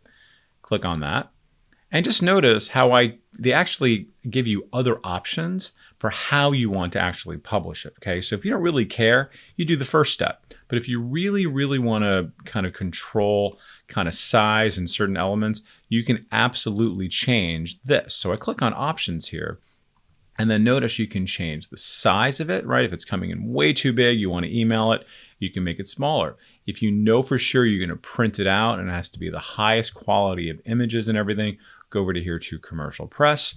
This is going to give you the opportunity to downsample, right? More specifically on your images. Okay, so like if it's a certain DPI, you want it to come down lower, right? So then the file size will then be lower. Okay, and then here's another option here for your design checker, right? And then include non-printing information, right? Your document properties and all that stuff. I probably don't want that, so I'm going to turn that off. Okay, there are some times you want to do this PDF archive compliant. Potentially that's going to come up for you depending on what your printer needs. You can do all that stuff, right? Then I'm going to go over here to my print options. And you can set all these things up however you want it to be published, right? How you want it to be printed. Do you want to have your crop marks there? Do you want to allow bleeds, right? We talked about bleeds in an earlier lesson about coming way, way, way close to the edge, right? So when you send it to a printer, they should have the ability to really print all the way to the edge. Do you want to see those bleed marks? You can turn those on or not, okay? And then again, like I said, you can also say which pages you want to be printed or not. All right, so let me just go ahead and just say okay and say okay. And then let's just go ahead and override this one with whatever settings I had. I'm going to say yes. Okay, and then that will be a PDF. So let's just go ahead and just check that out first of all. See that it's going to be there. And then we'll see, here's my newsletter example. It's going to open up as a PDF. That's wonderful. And guess what? There are my links right there. Fantastic. And that's going to open up to my default email program. I click on this. That is going to open up to a website. And guess what? I click on this. Guess where it's going to take me? To section 1. How cool is that? All right, so maybe that's where you stop, and maybe that's enough for you, right? But let's just go a step further, potentially that you need to go to the pack and go section, right? And that's typically you're going to be packaging it with the publisher file as well, okay? And then some other kind of coding in the background. Okay, so I'm going to go over here to File. I'm going to say Export, and you're going to see here there is this Save for Commercial Printer. Okay, and you can see here, prepare your publication for commercial printing by selecting the file quality and file type appropriate for your printer. Saving with commercial press quality provides your printer with the most flexibility in preparing your publication for print. Other quality settings will provide smaller file sizes if needed, right? So you can see here, we'll have different options here, high quality, kind of what we saw earlier. Okay, and then what do you want to be packaged, right? Or packed, right? Both PDF and the publisher file, just a PDF or just the publisher. Okay, so if your printer actually has publisher, they can make some quick changes if they actually have both of them together. So it's kind of nice to be able to do that. So let's go ahead and just choose that. It's going to ask me where do I want it to go. All right, so I'm going to go here into our class folder. Click next. It's doing its magic. And I'm going to just unclick that, click OK. And then guess what? I'm going to come back to our class folder. And you're going to see now I actually have a zip folder. Okay, so keep that in mind. That's what it does. So you'll have to extract it or unzip it to see all the content, but check it out. There it is, publication and publication, just like that. All right, so let me go ahead and just extract this. And now I should have two of these, one that's a zip and one that is not. And then when I click on that, you're going to see, bam, there it is. There's my PDF. And there's my publisher file. So if I open up that PDF, it's going to look exactly like the one we saw a few minutes ago. And very easily, bam, click on that. You can see, looks really slick, looks exactly how Okay, and that's that. So pretty easy to do, right? So Publisher really does most of the heavy lifting. Now, if you're just planning to actually just print it yourself, by the way, and you just want to print it, it's pretty straightforward. Just click on File and choose Print. Okay, and you can see here it's going to give you, the name of your printer, right? You're going to see there what do you want to print, how many pages you want to print, all that good stuff, how many copies you want. Just anything that you may have seen with other print dialog boxes, but you can see how they give you maybe potentially different types of printing options that you might want to explore. You can see here, we get a nice little booklet preview. Okay, so you can see all these different options depending on what you want to do. And this is kind of a good idea in case you are going to be doing like a trifold or something like that. You can kind of get a good idea of what it's going to look like before you actually print it. So it'll show you there. Okay. Then you'll see down the bottom, this is an 11 by 17, right? So it's all set up to do that. All right, let me go ahead and change this back here. It's going to go back to that, okay? Or up to you, right? So just kind of play around with the view that you want to do. All right, let's go back to letter. All right, good, and there we are, okay? So definitely something you'll be doing often just to even like get an idea of what it's going to look like before you actually print it yourself. Okay, so let's come back here to our main document and celebrate. You have made it to the end of the class. Congratulations. Lots of good stuff here. I think Publisher really has a lot more than meets the eye. So glad you chose this program. Glad you joined us in this class, and have fun and good luck. And congratulations, everyone. You made it to the other side. Isn't Publisher amazing? Again, way more than meets the eye. So what did we cover in this class?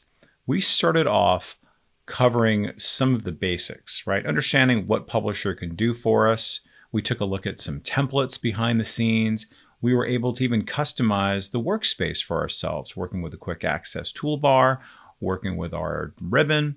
We also did a lot with images and text in terms of formatting, creating styles, working with our different design themes. Then we went a little bit deeper with master pages. And remember the adage, consistency and efficiency. That's why we use our styles. That's why we use all of our different style themes, and also our master pages we covered, again, for consistency and efficiency. We also worked with tables. We did a nice little deep dive into working with links and bookmarks so we can actually navigate not only outside of our document, but also internally. We also went into how to publish our documents, how to actually make it into a PDF, how to do our pack and go, how to use our design checker to make sure there's no glaring errors. So fantastic. Congratulations. So happy for you. Put this to good use. and give Publisher a good name, the good name that it does deserve. All right, have fun everyone, and good luck. Thanks for watching. Don't forget we also offer live classes in Office applications, professional development, and private training. Visit Learnit.com for more details. Please remember to like and subscribe and let us know your thoughts in the comments. Thank you for choosing Learnit.